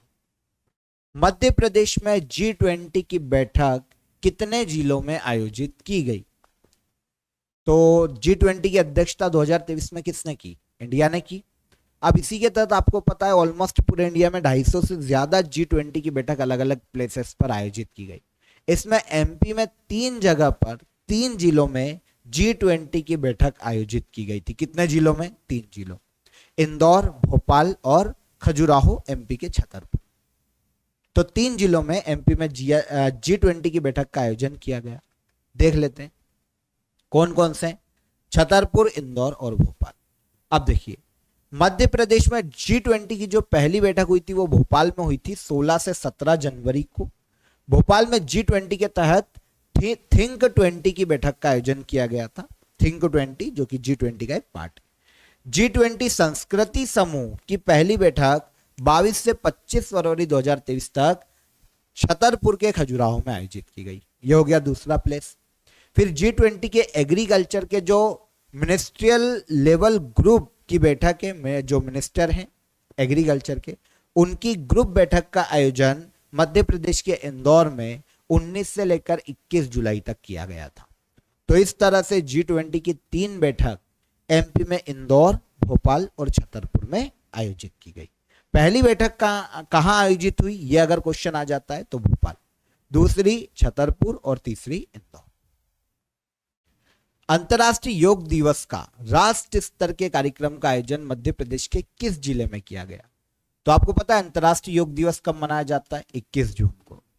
अब 2023 में जो इसका राष्ट्रीय स्तर का कार्यक्रम था, इसका आयोजन एमपी के जबलपुर में किया गया। कहां पर? जबलपुर। जबलपुर में 21 जून को गैरिसन ग्राउंड पर राष्ट्रीय स्तर के कार्यक्रम का आयोजन किया गया अंतर्राष्ट्रीय योग दिवस का। इस साल ये 9वां अंतर्राष्ट्रीय योग दिवस है, याद रखिएगा। कार्यक्रम में चीफ गेस्ट के रूप में भारत के उपराष्ट्रपति शामिल हुए थे, जगदीप धनखड़। ठीक है, 9वें अंतर्राष्ट्रीय योग दिवस की थीम की बात करें तो वही जो G20 की भी थी, वसुधैव कुटुंबकम। राष्ट्रीय योग दिवस योग को बढ़ावा देने के उद्देश्य से 2014 में प्रारंभ किया गया था। 2023 में इसके 9वें अंतर्राष्ट्रीय योग दिवस को मनाया गया। कब? 21 जून को। अब इसी का राष्ट्रीय स्तरीय कार्यक्रम MP के जबलपुर में आयोजित किया गया। हाल ही में जारी टाइगर रिपोर्ट के अनुसार मध्य प्रदेश में टाइगर की कुल संख्या कितनी है? तो देखिए 2022 टाइगर रिपोर्ट जो कि इसी साल 2023 में आई है, इसके अनुसार MP में ऑल ओवर 785 टाइगर देखने को मिलते हैं। 785 टाइगर वर्तमान में मध्य प्रदेश में देखने को मिलते हैं। ठीक है, बाघ रिपोर्ट हर 4 साल में आती है, आखिरी बार 2018 में आई थी और अब 2022 की 2023 में लॉन्च की गई। तो टाइगर रिपोर्ट 2022 के अनुसार मध्य प्रदेश में भारत के सर्वाधिक बाघ हैं। पूरे भारत में सबसे ज्यादा टाइगर MP में, कितने? 785। इसीलिए MP को टाइगर स्टेट का दर्जा है। 2018 में MP के पास 526 टाइगर थे, अब 785 हो गए, तो टोटल MP में 259 टाइगर में बढ़ोतरी हुई है। कितने बढ़ गए? 259। भारत का भी डेटा देखना पड़ेगा। तो देखिए भारत में 2018 में 2967 टाइगर थे, जो कि अब बढ़कर 3167 हो गए, मतलब 200 बाघ बढ़ गए हैं पूरे भारत में। MP में कितने बढ़े हैं? तो MP में पूछा जाए तो 259 टाइगर MP में बढ़े हैं। टोटल MP में टाइगर है 785, इसलिए मध्य प्रदेश टाइगर स्टेट है, सबसे ज्यादा टाइगर। सेकंड पर आता है कर्नाटक 563 के साथ, और थर्ड नंबर पर आता है उत्तराखंड 560 टाइगर के साथ। ठीक है, मध्य प्रदेश के टाइगर रिजर्व की बात करते हो तो बांधवगढ़ में सबसे ज्यादा टाइगर है वर्तमान में 135। उमरिया जिले में कान्हा किसली नेशनल पार्क जो कि मंडला शेडोल में फैला हुआ है 105 टाइगर है, और पेंच नेशनल पार्क में 77 टाइगर देखने को मिलते हैं। ऑल ओवर MP में टाइगर पूछे तो 785 tiger report 2022। Clear? Madhya Pradesh का दूसरा हर घर नल जल जिला कौन है? तो MP में पहला जिला कौन है ना? तो MP में भारत का पहला हर घर नल जल जिला बुरहानपुर था। कौन था? बुरहानपुर। यह पहला है, पूरे भारत का भी पहला है हर घर नल जल जिला, मतलब हर घर में गांव के या जिले में नल से पेयजल पहुंचाया जा रहा है कि नहीं, हर घर में, इस आधार पर इसकी घोषणा की जाती। तो MP का बुरहानपुर देश का पहला हर घर नल जल जिला है। अब MP का दूसरा ऐसा जिला बन गया है निवाड़ी। कौन बन गया? निवाड़ी। Answer C. 14 जून 2023 को MP का निवाड़ी जिला प्रदेश का दूसरा हर घर जल नल जिला बन गया।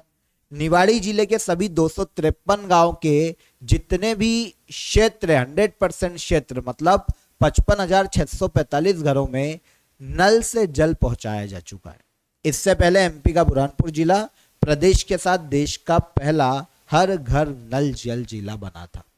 ठीक है, तो पहला बन गया बुरहानपुर और अब दूसरा बन जाता है कौन? निवाड़ी। अब ये जो योजना है हर घर नल जल योजना 2019 में शुरू की गई थी। इस योजना के माध्यम से देश में जितने भी पिछड़े इलाके हैं, जितने भी दूर दराज के ग्रामीण क्षेत्र हैं, कहीं के भी क्षेत्र है, वहां पर साफ पानी के लिए नल कलेक्शन पहुंचाना, नल कलेक्शन हर घर में देना, इस योजना का मुख्य उद्देश्य।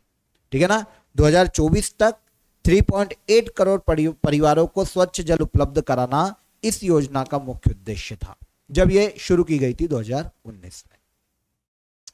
संत रविदास स्मारक की आधारशिला किसके द्वारा रखी गई? देखिए कहां रखी गई, पहला तो ये फैक्ट इंपॉर्टेंट हो जाता है। तो संत रविदास स्मारक MP के सागर जिले में बनाया जा रहा है। कहां पर? सागर। अब इसकी आधारशिला सागर में भारत के PM नरेंद्र मोदी के द्वारा रखी गई। किसके द्वारा? नरेंद्र मोदी के द्वारा। देखिए प्रधानमंत्री नरेंद्र मोदी ने प्रदेश के सागर जिले के बड़तुला गांव में कवि और समाज सुधारक संत रविदास को समर्पित 100 करोड़ रुपए के मंदिर और स्मारक की आधारशिला रखी है।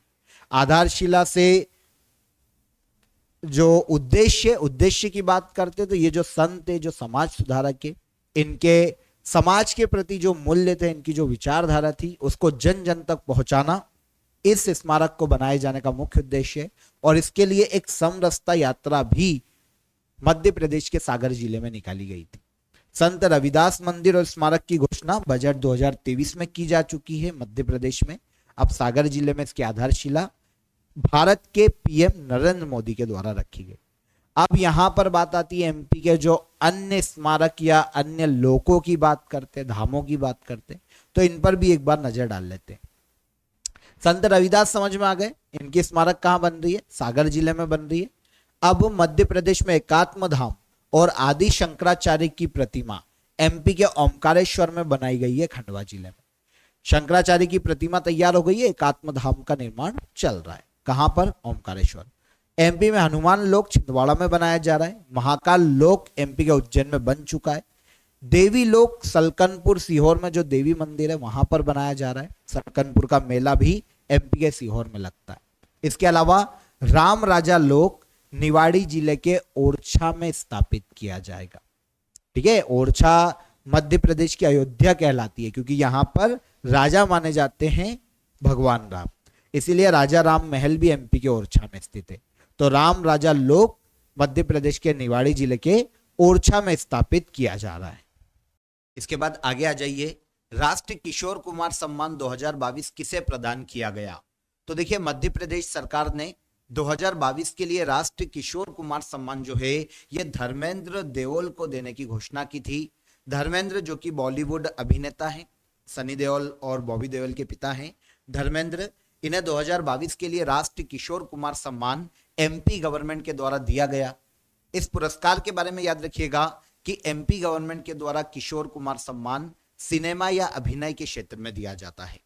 डिटेल देखते हैं तो देखिए, एमपी के संस्कृति विभाग ने 2022 के लिए राष्ट्रीय किशोर कुमार सम्मान और राष्ट्रीय लता मंगेशकर सम्मान की हाल ही में घोषणा की। अब किशोर कुमार सम्मान धर्मेंद्र को दिया गया 2022 के लिए। इसके पहले 2020 में पटकथा लेखक अशोक मिश्रा को, 2019 के लिए यह पुरस्कार दिया गया था। गीतकार अमिताभ भट्टाचार्य को 2020 के लिए एवं फिल्म निर्देशक विवेक रंजन अग्निहोत्री को 2021 के लिए राष्ट्रीय किशोर कुमार सम्मान से सम्मानित किया गया। लास्ट के दो याद रखिए, तो यहां पर हमें विवेक रंजन अग्निहोत्री कश्मीर फाइल मूवी बनाई है इन्होंने, 2021 के लिए इन्हें किशोर कुमार सम्मान दिया गया और अब 2022 के लिए यह पुरस्कार धर्मेंद्र को दिया गया। इसके बाद संगीत निदेशक उत्तम सिंह को संगीत के क्षेत्र में राष्ट्रीय लता मंगेशकर सम्मान 2022 से सम्मानित किया गया। तो राष्ट्रीय लता मंगेशकर सम्मान 2022 से, क्योंकि संगीत के क्षेत्र में दिया जाने वाला पुरस्कार है, तो ये उत्तम सिंह को दिया गया जो कि म्यूजिक डायरेक्टर है भारतीय फिल्म इंडस्ट्री में। इसके पहले 2019 के लिए पार्श्व गायक शैलेंद्र सिंह को दिया गया, 2020 के लिए आनंद मिलिंद की जोड़ी को दिया गया, संगीत की जोड़ी है, और 2021 के लिए यह जो पुरस्कार है कुमार शानू को दिया गया। लास्ट के दो याद रखेंगे, तो 2022 के लिए उत्तम सिंह और 2021 के लिए कुमार शानू को राष्ट्रीय लता मंगेशकर पुरस्कार से सम्मानित किया गया, जो कि मध्य प्रदेश गवर्नमेंट का पुरस्कार है और एमपी के संस्कृति विभाग के द्वारा दिया जाता है। दोनों पुरस्कार की थोड़ी सी डिटेल देख लेते हैं। राष्ट्रीय किशोर कुमार सम्मान 1997 में एमपी में शुरू किया गया। जैसा कि अभी मैंने आपको बताया, अभिनय के क्षेत्र में या फिर सिनेमा के क्षेत्र में दिया जा सकता है। पुरस्कार राशि 5 लाख रुपए है। राष्ट्रीय लता मंगेशकर सम्मान की बात करें तो यह संगीत के क्षेत्र में दिया जाता है एमपी गवर्नमेंट के द्वारा। 1984 में इसकी शुरुआत की गई थी और इसकी भी पुरस्कार राशि 5 लाख रुपए है। क्वेश्चन हमारा राष्ट्रीय किशोर कुमार सम्मान 2022 से था, तो यह धर्मेंद्र को दिया गया, याद रखिएगा, क्वेश्चन इंपॉर्टेंट है। मोहनपुरा सिंचाई परियोजना किस नदी पर निर्मित की गई? तो एमपी में मोहनपुरा सिंचाई परियोजना की बात करें तो यह नेवज नदी पर निर्मित की गई है एमपी के राजगढ़ जिले में। कहां पर? राजगढ़। एमपी के राजगढ़ में एक क्षेत्रीय नदी बहती है, नेवज नदी, उस पर मोहनपुरा सिंचाई परियोजना है। इसे ही मोहनपुरा कुंडालिया सिंचाई परियोजना के नाम से जाना जाता है। हाल ही में देखिए, जून 2023 में एमपी के राजगढ़ में किसान कल्याण महाकुंभ का आयोजन किया गया था और इसमें भारत के रक्षा मंत्री राजनाथ सिंह शामिल हुए थे। इसी किसान कल्याण महाकुंभ के दौरान देखिए राजगढ़ में नेवज नदी पर मोहनपुर कुंडालिया प्रेशराइज्ड पाइप सिंचाई प्रणाली परियोजना का हाल ही में इनॉग्रेशन किया गया।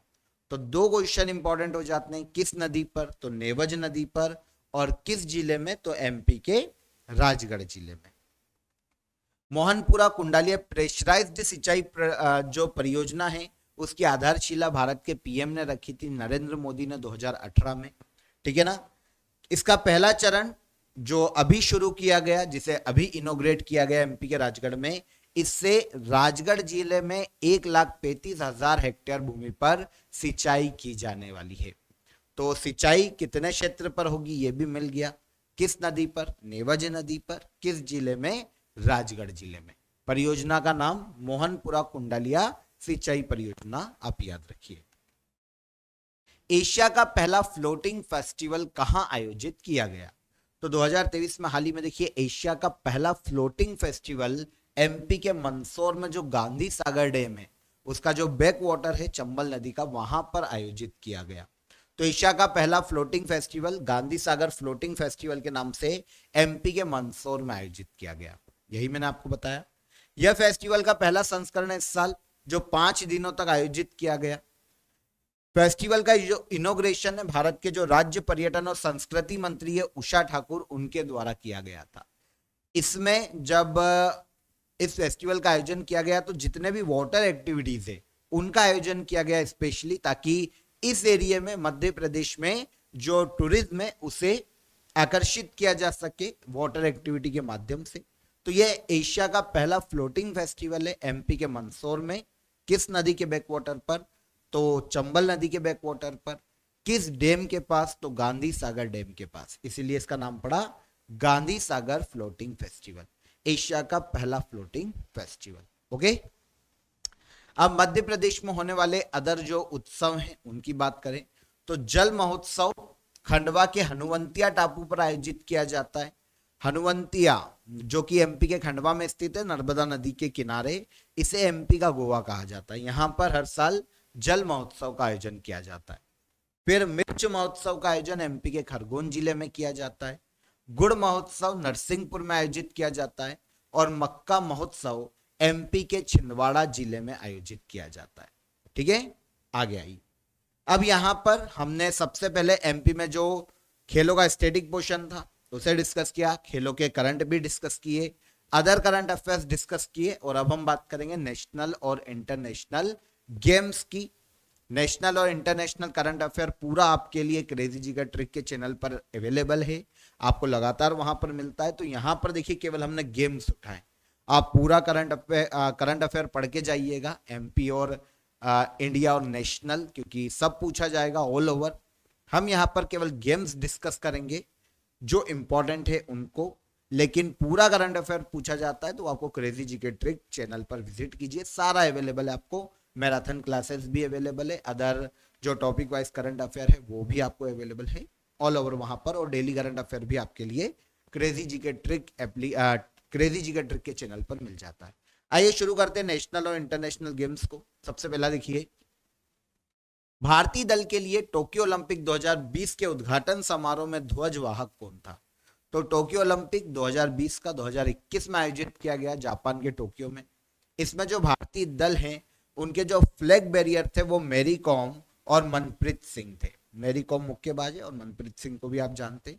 तो मैरी कॉम और मनप्रीत सिंह ये भारतीय दल के ध्वजवाहक थे टोक्यो ओलंपिक 2020 में। अब देखिए, आयोजन 2022 में 2021 में किया गया था टोक्यो ओलंपिक का आयोजन जापान में। ये 32वां संस्करण था। इस बार मोटो क्या है? यूनाइटेड बाय इमोशन मोटो था टोक्यो ओलंपिक 2020 का। भारत ही इंपॉर्टेंट है पदक तालिका में, तो भारत ने देखिए 1 गोल्ड 2 सिल्वर और 4 ब्रॉन्ज मेडल अपने नाम किए, मतलब टोटल 7 मेडल इस प्रतियोगिता में इंडिया ने अपने नाम किए, और भारत टोक्यो ओलंपिक में पदक तालिका में 48वें स्थान पर रहा। एकमात्र जो गोल्ड है वो नीरज चोपड़ा लेकर आए हैं भाला फेंक में। इन्होंने देखिए 87.58 मीटर का भाला फेंक कर ये गोल्ड मेडल टोक्यो ओलंपिक में अपने नाम किया। और इस तरह से 7 मेडल टोटल इंडिया के पास आते, एक गोल्ड है। नीरज चोपड़ा ने गोल्ड जीता और इसी के साथ अभिनव बिंद्रा के बाद व्यक्तिगत स्पर्धा में गोल्ड जीतने वाले नीरज चोपड़ा भारत के दूसरे खिलाड़ी हैं। ठीक है, अब यहां पर मेडल टेली। टोक्यो ओलंपिक में पहले स्थान पर मेडल टेली में यूनाइटेड स्टेट रहा, यूएसए रहा, जिसने 112 मेडल अपने नाम किए। इनमें से 39 मेडल गोल्ड मेडल थे, याद रखिएगा। चाइना सेकेंड स्थान पर है, 89 मेडल अपने नाम किए, इनमें से 38 गोल्ड है। फिर आता है जापान तीसरे नंबर पर, इसने 57 मेडल अपने नाम किए, इनमें से 26 मेडल गोल्ड है जापान के। और टॉप 3 के बाद आपके लिए सीधे इंडिया इंपॉर्टेंट हो जाता है। 48 स्थान पर इंडिया टोक्यो ओलंपिक में रहा। 7 मेडल में से 1 गोल्ड, 2 सिल्वर और 4 ब्रॉन्ज मेडल इंडिया ने ऑल ओवर अपने नाम किए।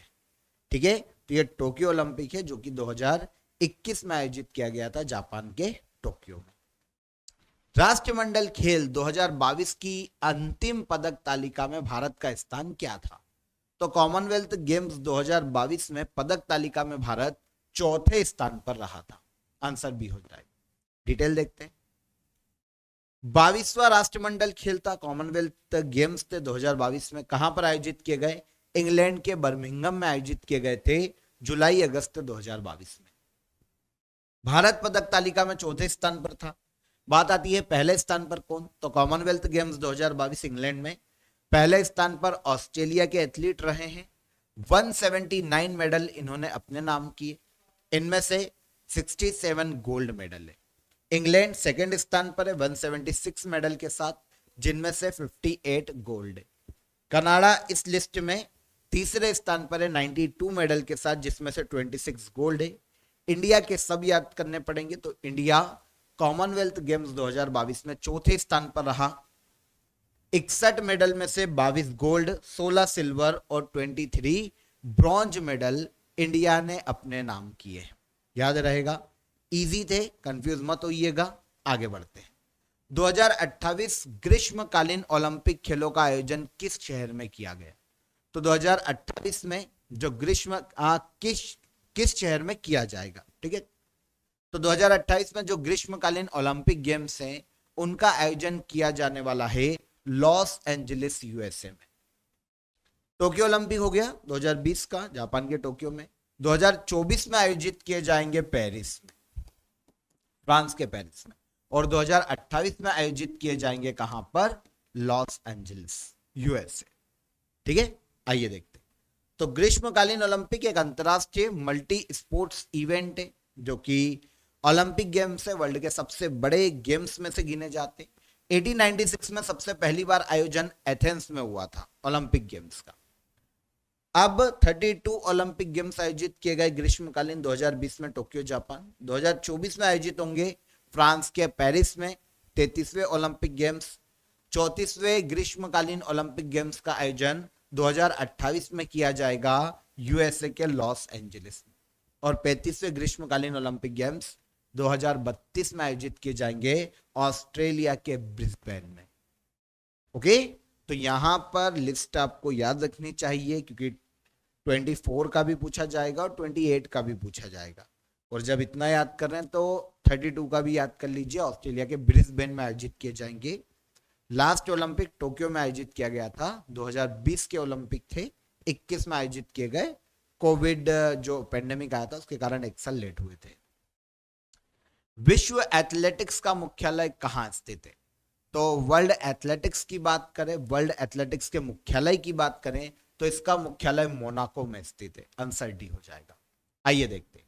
विश्व एथलेटिक्स अंतरराष्ट्रीय एथलेटिक्स गेम्स को आयोजित करवाने वाली एक गवर्निंग बॉडी है। 1912 मतलब 18 जुलाई 1912 में इसका गठन किया गया।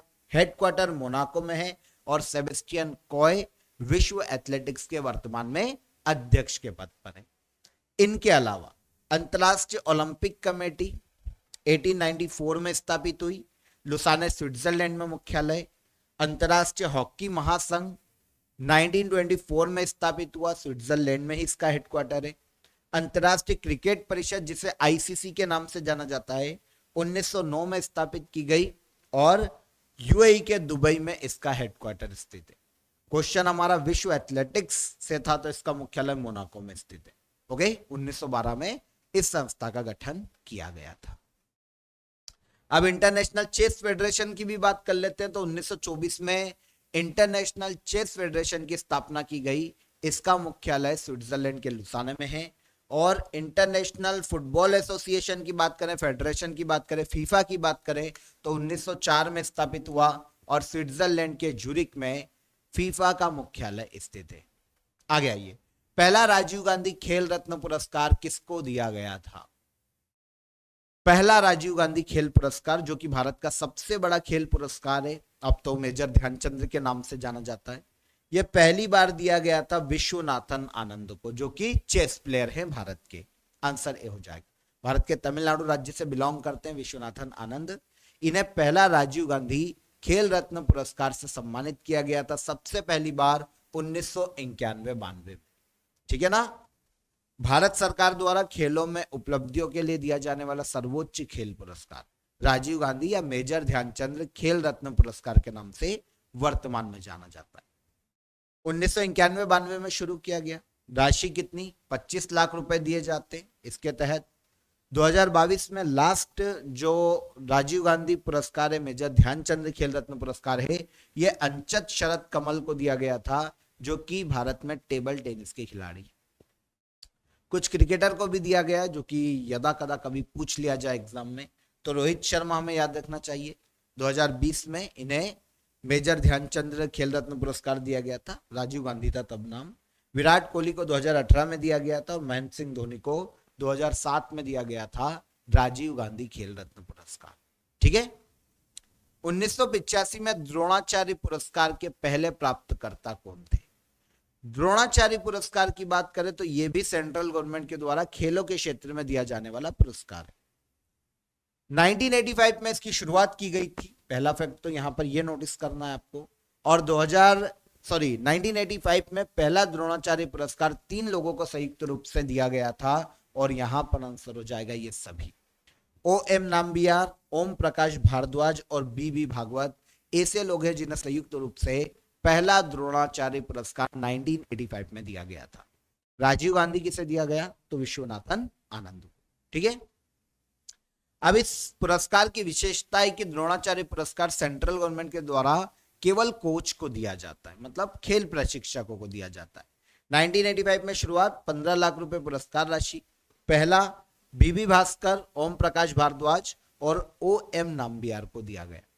2022 के जो विजेता हैं लास्ट ईयर, उनकी लिस्ट थोड़ी लंबी है, देख लेते हैं। राज सिंह को रेसलिंग में, जीवन जोत सिंह तेजा को तीरंदाजी में दिया गया, सुमा सिद्धार्थ शिरूर को पैरा शूटिंग में द्रोणाचार्य पुरस्कार से सम्मानित किया गया। मुक्केबाजी में मोहम्मद अली कमर को दिया गया।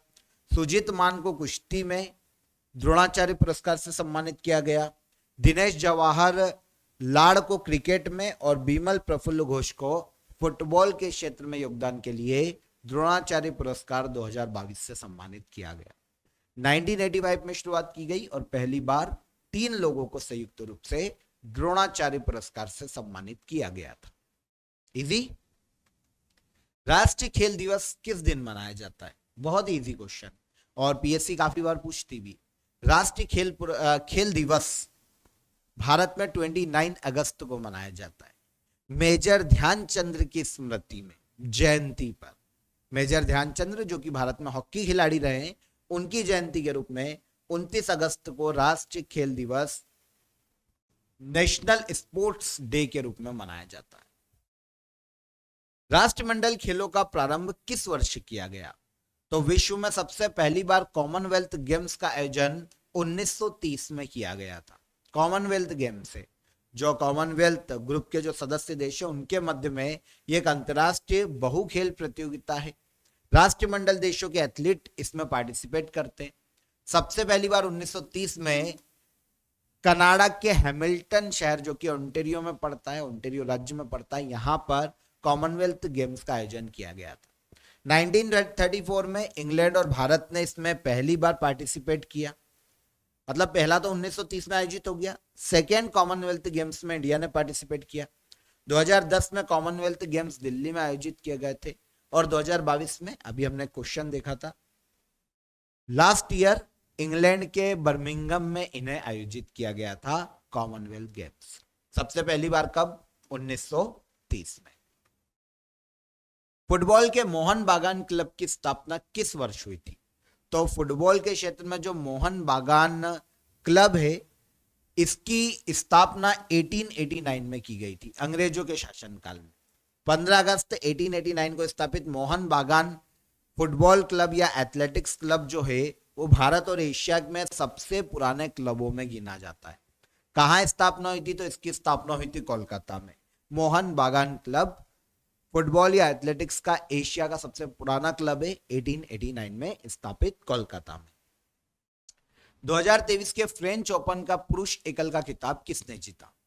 देखिए 4 टेनिस टूर्नामेंट या ग्रैंड स्लैम साल भर में आयोजित होते हैं, आपको पता होना चाहिए। इनका सीक्वेंस भी आपको पता होना चाहिए कि कब कब आयोजित होते हैं। तो साल के सबसे शुरुआत में कौन, उसके बाद सेकेंड कौन, थर्ड कौन, फोर्थ कौन, ये आपको पता होना चाहिए। अभी हम सबसे पहले ये बात करते हैं कि फ्रेंच ओपन 2023 में पुरुष एकल मेंस सिंगल का जो खिताब है यह नोवाक जोकोविच ने अपने नाम किया। किसने? नोवाक जोकोविच। आइए पूरी डिटेल जानेंगे। तो 4 ग्रैंड स्लैम प्रतियोगिताएं साल में आयोजित की जाती है। सबसे पहले आयोजित होता है ऑस्ट्रेलिया ओपन जनवरी मंथ में, 1905 में शुरू किया गया था, हार्ड कोर्ट पर खेला जाता है। सेकेंड फ्रेंच ओपन है, मई जून में आयोजित होता है, क्ले कोर्ट पर खेला जाता है, 1891 में इसकी शुरुआत हुई थी। विंबलडन सबसे पुराना है, जून जुलाई में तीसरे नंबर पर आयोजित किया जाता है, ग्रास कोर्ट पर खेला जाता है और ये सबसे पुराना है, 1877 में शुरू हुआ था। और फिर आता है साल के एंड में यूएस ओपन, अगस्त सितंबर माह में इसे भी हार्ड कोर्ट पर खेला जाता है और इसकी शुरुआत 1881 में हुई थी। एक बार पॉज करके या फिर स्क्रीनशॉट ले लेना, पॉज करके नोट कर लेना ये डिटेल काम की। पहला आयोजित होता है साल में ऑस्ट्रेलिया ओपन, दूसरा फ्रेंच, तीसरा विंबलडन और चौथा यूएस ओपन। अब ऑस्ट्रेलिया ओपन जो आयोजित हुआ है 2023 में उसके विनर की बात करते हैं। सबसे पहले साल में सबसे पहले ऑस्ट्रेलिया ओपन आयोजित हुआ 2023 में। मेंस सिंगल का जो खिताब है सर्बिया के नोवाक जोकोविच ने अपने नाम किया और इन्होंने फाइनल में हराया था स्टेफनोस सित्सिपास को जो कि ग्रीस के खिलाड़ी थे। मेन सिंगल की बात हो गई। विमेन सिंगल की बात करते तो यह खिताब आर्यना सबलेका ने अपने नाम किया, बेलारूस की महिला खिलाड़ी। उप विजेता यहां पर एलेना रेबाकिना थी जो कि कजाकिस्तान की खिलाड़ी। यह कौन सा है? Australian open. Men single Novak जोकोविच ने जीता, विमेन सिंगल आर्यना सवालेका ने जीता जो कि बेलारूस की। फिर आते हैं फ्रेंच ओपन, साल का दूसरा टूर्नामेंट। पुरुष एकल फिर से नोवाक जोकोविच ने अपने नाम किया, सर्बिया के खिलाड़ी है। फाइनल में कैस्पर रूट को हराया जो कि नॉर्वे से आते हैं। विमेन सिंगल की बात करें तो इगा स्वितेक ने अपने नाम किया, इसे पोलैंड की खिलाड़ी है और इन्होंने हराया था फाइनल में कैरोलिना मुचोवा को जो कि चेक गणराज्य से आती। तो फ्रेंच ओपन में मेंस सिंगल नोवाक जोकोविच, विमेन सिंगल इगा स्वितेक। विंबलडन तीसरा टूर्नामेंट, बस ये एक टूर्नामेंट ऐसा है चारों में से जिसमें मेंस सिंगल का खिताब नोवाक जोकोविच ने नहीं जीता, बाकी तीनों नोवाक जोकोविच ने जीते थे। अब विंबलडन 2023 में मेंस सिंगल कार्लोस अल्कराज ने जीता, स्पेन के खिलाड़ी है। इन्होंने फाइनल में नोवाक जोकोविच को हराया, सर्बिया के खिलाड़ी। बस यहीं पर ये रनर अप रहे नोवाक जोकोविच। बाकी तीनों टूर्नामेंट जो बचे उनमें मेंस सिंगल के विनर नोवाक जोकोविच थे, यहां पर रनर अप है। विमेन सिंगल की बात करें तो मार्केटा वोद्रोसोवा ने एक खिताब अपने नाम किया जो कि चेक रिपब्लिक से आती है और इन्होंने फाइनल में ऑन्स जेब्यूर को हराया जो कि ट्यूनिशिया से आती है। तो विंबलडन में विनर रहे कार्लोस अल्कराज और महिलाओं में विनर रही है मार्केटा वोद्रोसोवा। इसके बाद आता है यूएस ओपन, साल का सबसे लास्ट टूर्नामेंट ग्रैंड स्लैम में। फिर से मेंस से सिंगल नोवाक जोकोविच ने जीता, इन्होंने फाइनल में डेनियल मेदवेदेव को हराया जो कि रशिया के थे। विमेन सिंगल का खिताब कोको गाफ ने अपने नाम किया जो कि यूएसए की महिला टेनिस प्लेयर है। फाइनल में आरेना सवालेका को हराया जो कि बेलारूस की खिलाड़ी। तो ये हो गया यूएस ओपन। यहाँ पर पुरुष युगल खिताब और पुरुष युगल खिताब विजेता याद करने की जरूरत नहीं है, तो केवल विनर मेंस और मेन सिंगल और वुमेन सिंगल में कौन रहे ये याद रख लेना तो आपका काम हो जाएगा। तो समझ में आ गया चारों। आगे आइए, मुंबई इंडियंस ने किस टीम को हराकर पहला विमेन प्रीमियर लीग का खिताब जीता है?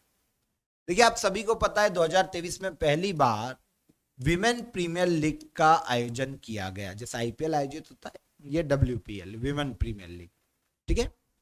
मुंबई इंडियंस ने यह खिताब पहली बार 2023 में आयोजित किया गया और अपने नाम किया। फाइनल में इन्होंने दिल्ली कैपिटल्स को हराकर यह खिताब जीता।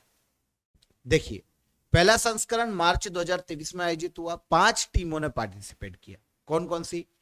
Delhi Capital, Gujarat Titans, Gujarat Giants और Mumbai Indians, Royal Challenger Bangalore और यूपी वॉरियर्स। आयोजन हुआ था मुंबई में, ठीक है। हरमनप्रीत कौर मुंबई इंडियन टीम की कप्तान रही। इन्होंने पहला विमेन प्रीमियर लीग का खिताब मुंबई इंडियन को जितवाया।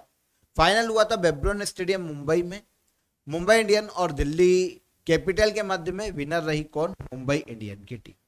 ओके, तो यह है विमेन प्रीमियर लीग जो कि 2023 में अभी शुरू किया गया, पहला संस्करण था।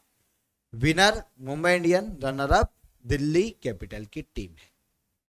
अब इसमें जो अवार्ड दिए गए ऑरेंज केप, जो कि देखिए ऑरेंज केप जो कि अदर अवार्ड है, ये ऑरेंज केप और पर्पल केप, 2 केप है यहां पर। जिसमें से ऑरेंज केप की बात करते हैं तो सर्वाधिक रन लेने के लिए दिए जाते हैं, सर्वाधिक रन बनाने के लिए दिए जाते हैं। तो ये मैग लेनिन को दिया गया जो कि दिल्ली कैपिटल्स की तरफ से खेली है विमेन प्रीमियर लीग में। और पर्पल केप जो कि सर्वाधिक विकेट लेने के लिए दिया जाता है, यह हाइले मैथ्यूज को दिया गया जो कि मुंबई इंडियंस की तरफ से इस टूर्नामेंट में खेली थी। तो विमेंस प्रीमियर लीग 2023 में ये पर्पल केप है और ऑरेंज केप विनर है। इसके बाद फेयर प्ले अवार्ड है ना, विमेंस प्रीमियर लीग में फेयर प्ले अवार्ड फाइनलिस्ट दोनों टीमों को दिया गया, दिल्ली कैपिटल और मुंबई इंडियंस को। Emerging player of the season का जो अवार्ड है ये दिया गया है यास्तिका भाटिया को जो कि मुंबई इंडियंस की तरफ से खेली है, emerging player of the season. अब यहां पर आईपीएल इंडियन प्रीमियर लीग की बात करते हैं जो कि 2023 में आयोजित हुआ था। विमेन प्रीमियर लीग हमने देख लिया, इंडियन प्रीमियर लीग से भी क्वेश्चन आएंगे। तो 2008 में सबसे पहली बार आईपीएल की शुरुआत हुई थी। राजस्थान रॉयल ने पहले आईपीएल टूर्नामेंट को जीता था 2008 में और फाइनल में इसने चेन्नई सुपर किंग को हराया था। सर्वाधिक बार विजेता अभी तक आईपीएल में मुंबई इंडियन और चेन्नई सुपर किंग रही है 5-5 बार, ठीक है। 16वां इंडियन प्रीमियर लीग 2023 में आयोजित किया गया, मार्च से मई 2023 तक चला था। टोटल टीमें यहां पर 10 है जो कि खेलती है। आईपीएल 2023 का पहला मैच चेन्नई सुपर किंग और गुजरात टाइटन के मध्य में हुआ था और लास्ट भी इन्हीं के मध्य में खेला गया था, जिसमें 2023 में चेन्नई सुपर किंग ने गुजरात टाइटन को हराकर यह खिताब अपने नाम किया। पहला आईपीएल का मैच था नरेंद्र मोदी स्टेडियम गुजरात में। Final match Narendra Modi stadium Gujarat में खेला गया, चेन्नई सुपर किंग और गुजरात टाइटन के मध्य में, जिसमें विनर चेन्नई सुपर किंग की टीम रही और रनर अप रही है गुजरात टाइटन की टीम। यह हो जाता है WPL मतलब विमेंस प्रीमियर लीग और सेकेंड है आईपीएल। आईपीएल 2023 में जो ऑरेंज केप है वो दी गई शुभमन गिल को सर्वाधिक रन बनाने के लिए और पर्पल केप दी गई किसे? मोहम्मद शमी को सर्वाधिक विकेट लेने के लिए। वर्ल्ड कप में भी सर्वाधिक विकेट इन्होंने लिए हैं। वर्ल्ड एथलेटिक्स चैंपियनशिप में स्वर्ण पदक जीतने वाले पहले खिलाड़ी कौन है? तो वर्ल्ड एथलेटिक्स चैंपियनशिप में पहला गोल्ड जीतने वाले अभी तक खिलाड़ी नीरज चोपड़ा। इन्होंने भाला फेंक में वर्ल्ड एथलेटिक्स चैंपियनशिप 2023 में खिताब अपने नाम किया या गोल्ड अपने नाम किया। तो देखिए वर्ल्ड एथलेटिक्स चैंपियनशिप की बात करते हैं। विश्व एथलेटिक्स द्वारा आयोजित द्विवार्षिक एथलेटिक्स प्रतियोगिता है, मतलब 2 साल में एक बार आयोजित होती है। पहली बार आयोजन 1976 में स्वीडन में किया गया। 1983 में फिनलैंड में जो प्रतियोगिता आयोजित की गई उसे ही ऑफिशियल शुरुआत मानी जाती है वर्ल्ड एथलेटिक्स चैंपियनशिप की, लेकिन शुरू 1976 में हो चुका था। अब वर्ल्ड एथलेटिक्स चैंपियनशिप 2023 में 19वां संस्करण खेला गया। आयोजन कहां पर किया गया? तो हंगरी के बुडापेस्ट में आयोजित हुआ अगस्त 2023 में, 19 से 27 अगस्त तक। वर्ल्ड एथलेटिक्स चैंपियनशिप 2023 में 28 भारतीय एथलीटों ने क्वालिफाई किया था इस साल। नेतृत्व किसने किया भारतीय दल का? तो भाला फेंक खिलाड़ी नीरज चोपड़ा ने ही वर्ल्ड एथलेटिक्स चैंपियनशिप में 28 भारतीय एथलीट के दल का नेतृत्व किया और एकमात्र गोल्ड भी नीरज चोपड़ा ही जीत कर लाए। देखिए प्रदर्शन नीरज चोपड़ा का, एकमात्र स्वर्ण पदक, जो एकमात्र गोल्ड आया प्रतियोगिता में नीरज चोपड़ा लेकर आए और इस तरह से भारत पदक तालिका में वर्ल्ड एथलेटिक्स चैंपियनशिप में 18वें स्थान पर रहा है। नीरज चोपड़ा ने वर्ल्ड एथलेटिक्स चैंपियनशिप में स्वर्ण पदक जीता और इस पदक को जीतने वाले या वर्ल्ड एथलेटिक्स चैंपियनशिप में स्वर्ण पदक जीतने वाले ये पहले खिलाड़ी हैं आज तक। इन्होंने इस प्रतियोगिता में 88.17 मीटर का भाला फेंका है और वर्ल्ड एथलेटिक्स चैंपियनशिप का एकमात्र गोल्ड लेकर आए हैं नीरज चोपड़ा। मेडल टेली में भारत 18वें स्थान पर है। तो बात आती है पहले स्थान पर कौन? पहले स्थान पर है यूएसए जिसने 29 मेडल अपने नाम किए, इनमें से 12 गोल्ड। सेकंड पर कनाडा 6 मेडल अपने नाम किए, 4 गोल्ड। तीसरे पर स्पेन 5 मेडल अपने नाम किए, 4 गोल्ड। और इंडिया ने केवल एक ही मेडल जीता है और वो केवल गोल्ड मेडल है जो कि नीरज चोपड़ा लेकर आए। किसमें? Javelin throw, world athletics championship. Okay, नवा महिला फीफा वर्ल्ड कप 2023 किसने जीता है? वेरी सिंपल और बहुत ही इंपॉर्टेंट है। नवा महिला फीफा वर्ल्ड कप 2023 का खिताब स्पेन की फुटबॉल टीम ने अपने नाम किया। आंसर भी हो जाएगा। डिटेल देखना चाहिए, आयोजन कहां हुआ यह पता होना चाहिए। तो आयोजन किया गया है नवे महिला फीफा वर्ल्ड कप का ऑस्ट्रेलिया में स्पेशली। पूरी डिटेल देखेंगे। पहले हम यहां पर फीफा वर्ल्ड कप के बारे में जान लेते हैं। तो जैसे पुरुष फीफा वर्ल्ड कप होता है, महिला फीफा वर्ल्ड कप भी 4 साल में एक बार आयोजित करवाया जाता है। फीफा के द्वारा इसका आयोजन होता है। सबसे पहली बार 1991 में आयोजन हुआ था महिला फीफा वर्ल्ड कप का। अमेरिका विनर रही थी फर्स्ट फीफा वर्ल्ड कप में या फर्स्ट फीफा महिला वर्ल्ड कप में, अमेरिका ने जीता। और लास्ट बार स्पेन वाला छोड़ दें 2023 का, तो इसके पहले 2019 में जो आयोजित हुआ था इसमें भी अमेरिका ही विनर रहा था। अमेरिका ने अभी तक सर्वाधिक 4 बार महिला फीफा वर्ल्ड कप का खिताब अपने नाम किया। सबसे पहली बार 1991, फिर 1999, 2015 और 2019। अब बात करेंगे हम 2023 वाले की, मतलब नवे महिला फीफा वर्ल्ड कप की। ठीक है ना, इसकी बात करेंगे। पहले देख लेते हैं 1991 में आयोजित फीफा महिला वर्ल्ड कप के पहले संस्करण की मेजबानी चीन ने की थी। मतलब पहली बार महिला फीफा वर्ल्ड कप 1991 में कहां आयोजित किया गया? चीन में। फाइनल में यूएसए ने नॉर्वे को हराया था 2-1 से। वैसे विनर याद रख लेंगे तो काम हो जाएगा। यूएसए विनर रहा पहला महिला फीफा वर्ल्ड कप। यूएसए और जर्मनी एकमात्र ऐसे देश है जिन्होंने एक से अधिक बार महिला फीफा वर्ल्ड कप का खिताब जीता है। इनमें से सबसे ज्यादा 4 बार यूएसए ने महिला फीफा वर्ल्ड कप के खिताब को अपने नाम किया। अब बात करेंगे नवे महिला फीफा वर्ल्ड कप 2023 को। 32 टीम ने पार्टिसिपेट किया। संयुक्त रूप से ऑस्ट्रेलिया और न्यूजीलैंड में इसका आयोजन किया गया था। ज्यादा मैचेस ऑस्ट्रेलिया में खेले गए, पर ऑस्ट्रेलिया और न्यूजीलैंड ने मेजबानी की थी नवे महिला फीफा वर्ल्ड कप 2023।